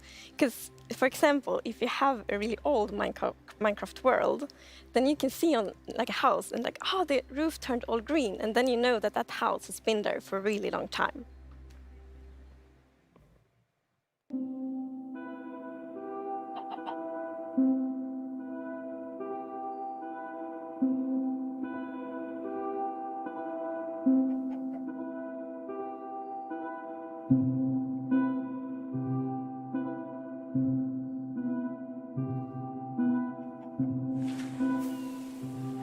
And copper won't only be used for the telescope. You actually have another really cool thing that you'll be able to craft with it.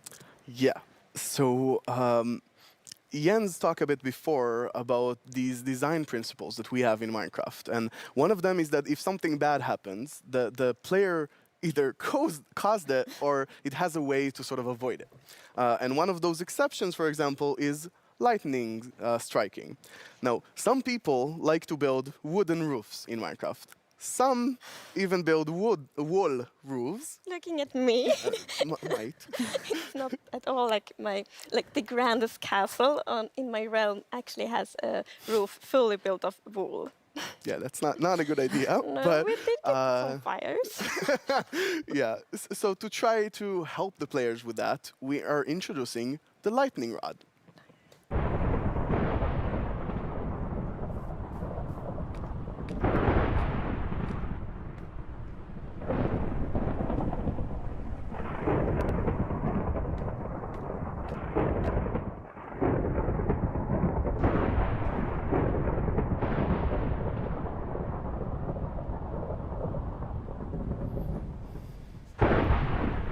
That is very useful for all the wool roofs out there. Yeah, I think this is a problem that happened to a lot of our players. Even personally, I had this peaceful game that I played with my partner, and it wasn't peaceful. And we went out and we were like looking at animals, collecting a few animals to our base, and we came back and our house was gone. And I was quite confused because I consider myself to be someone who knows a bit about Minecraft, and there are no creepers, there are no Endermen. So what happened? We figured that probably a lightning strike hit and burned down the house, and we were quite traumatized because we were not prepared for this. So I think this lightning rod is really going to help with that. Yeah, now you don't have to worry about that problem anymore. No, I'm gonna place like lightning rods everywhere on my wool roof. Good. Will be perfect. Good. Now, you've introduced a lot of things already, and players already have a lot of trouble with their inventory and the amount of items, but you have an idea for that. Yes. So as you know, we keep adding new blocks and new items all the time, and that do create a bit of an inventory problem. And we're aware of that, and we have actually been thinking quite a lot how we can solve it, because we want to have like a good gameplay solution. We want it to be balanced, and we actually have an item in this update that will be really helpful, and it's the bundles.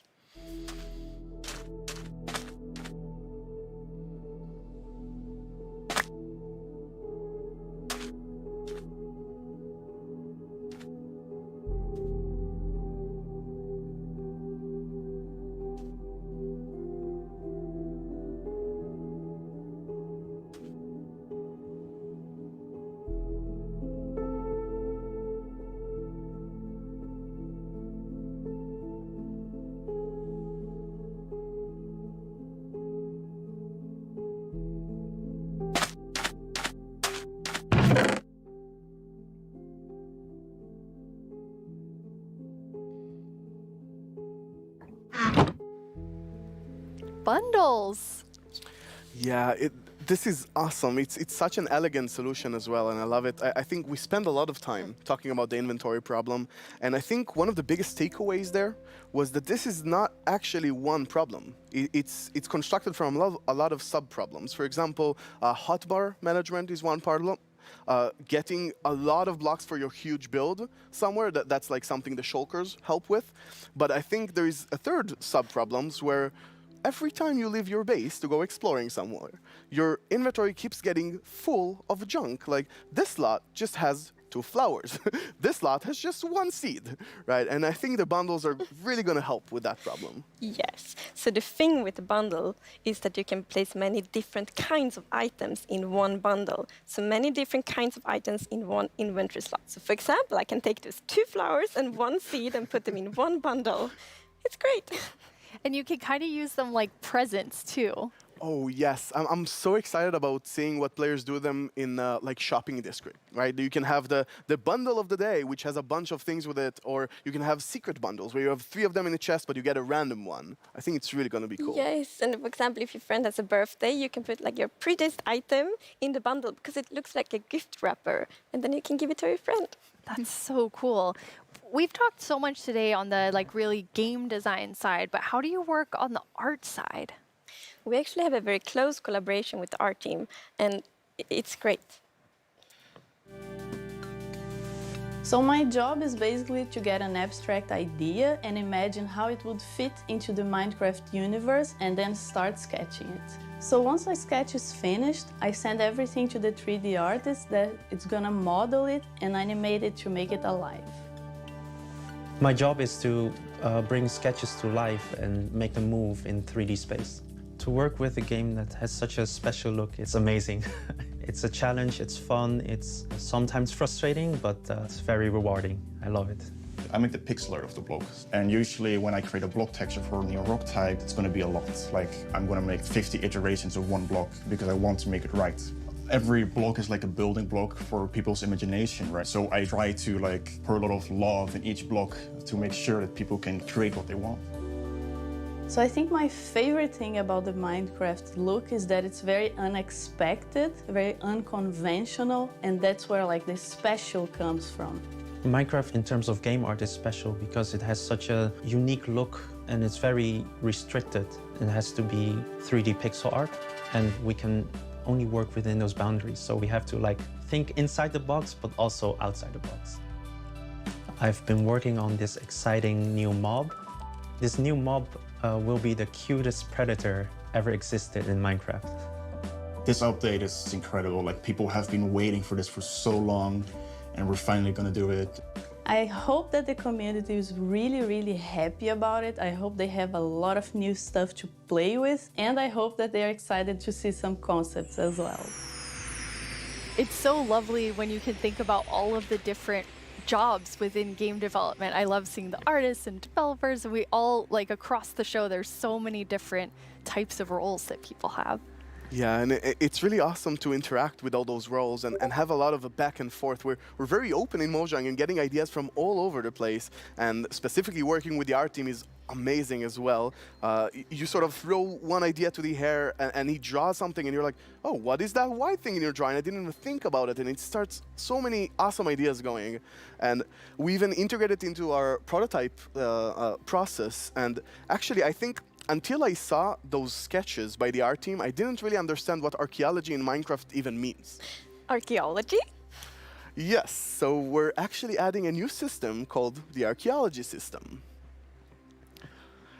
In this system, you're basically going to find these excavation sites all throughout your world. And you can make this new tool called the brush that is going to help you uncover the mysteries of all these dig sites. So you come to one of these ancient structures and you can sort of use the brush to clear away some of the rubble that may have collapsed in those structures. And sometimes you might even find something shiny inside them. But, and this is important, if you are not careful enough, like in real life, you can destroy that artifact. And when that artifact is gone, that artifact and all the secrets it held are gone forever. But if you're careful enough, if you take your time and you're deliberate, you can get some of those hidden artifacts. And for example, here we got a ceramic shard, which is basically how whoever lived here used to tell and pass on their stories. I love the story sides of the archaeology, because we often talk about that we want to deepen the mystery in Minecraft. And when you find these hidden artifacts, you kind of find like connections and hints. And we will never tell the full story, but these will inspire the players to tell their own stories about their own Minecraft worlds. Exactly.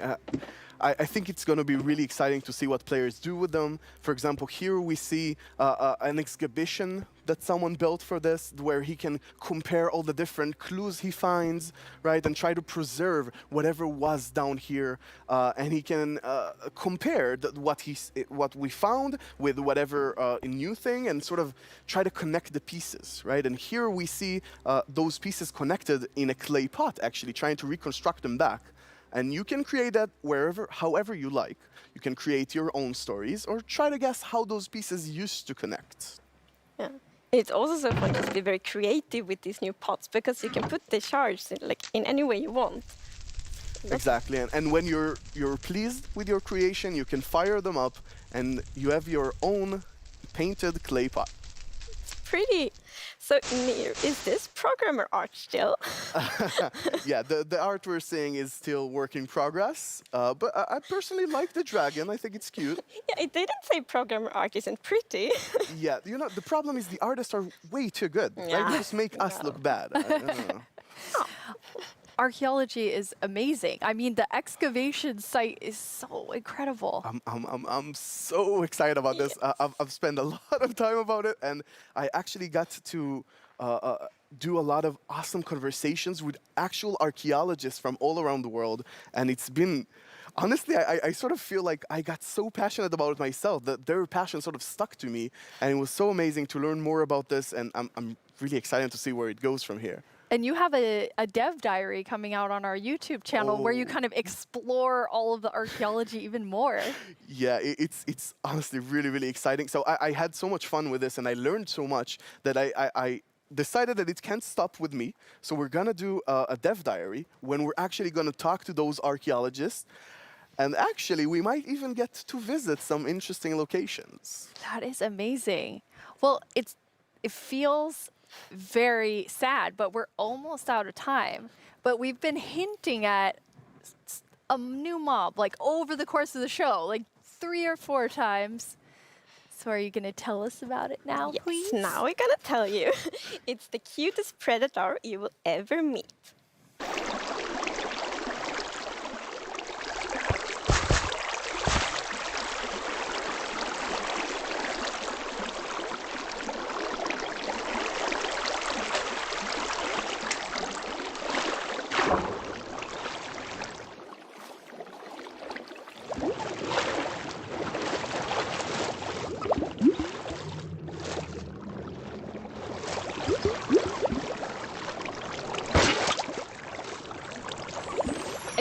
I feel like there's only one sound I can make after seeing that, which is like...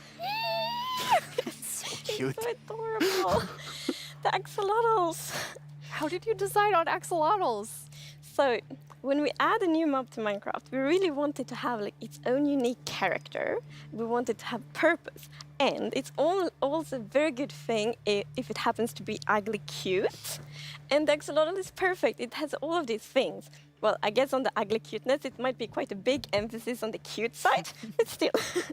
And we actually had a brainstorm in the team. So we were like, okay, we're gonna add goats, but we want to add another animal. And then one of the developers posted like a big picture of an axolotl, and we all went like, yes. Yes, this right Perfect. now. It's like the definition of ugly cute. It's like made for Minecraft. Perfect. And then we also found out that axolotls are endangered in the real world, and we think it's good to add endangered animals to Minecraft to create awareness around that. So that's also a good thing. Like with the bees? Yes, like with the bees last year, for example. But yeah, so the axolotls, as you saw in the video, they live in the lush caves and they really add a lot of life to the lush caves. And there's also a bucket of axolotl. I didn't think it could get cuter. I know. But that is just so cute. I don't know how to handle it, but it's so cute. So when you're walking around in the lush caves and you see some axolotls, then you can actually scoop them up in your bucket and take them with you. So maybe you build like a pretty aquarium for them in your base, or maybe you bring them to your ocean adventure.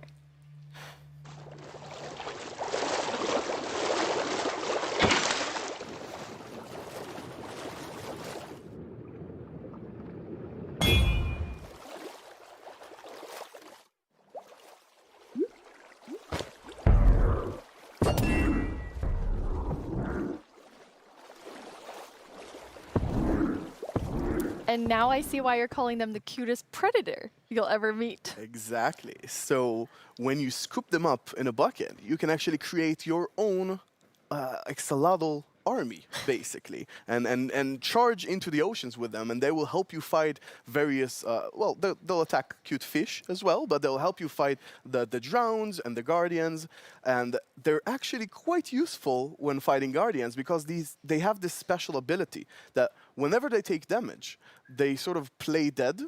And when they're playing dead, no mob will actually attack them. So they have this time to regen back, help, and then jump back into the fight together with you. And if you learn how to cooperate with them really well, they might even heal you during the battle. That is so cool. But okay, so you added these 2 mobs that are like as different as possible with the warden and the axolotl. Yes. So this update is actually a lot about contrast, which is great because it creates like a dramatic player experience, which is so good. So we're like updating the highest heights of Minecraft with the mountains. We're updating like the deepest of the caves. We have this terrifying warden, the cutest axolotl, and also in the caves, like the lush caves are very light and welcoming, and then the deep dark is like super scary and challenging. I guess we can't forget our little goat in there. Oh. It's kind of the in-between. Yeah, we shouldn't forget the goat. I guess it's in between. It is still very cute, but in between. No one can be as cute as the axolotl. No, I don't think so. Before we tell everyone the winner of the mob vote, let's take a look back at some of the exciting things that we've talked about today.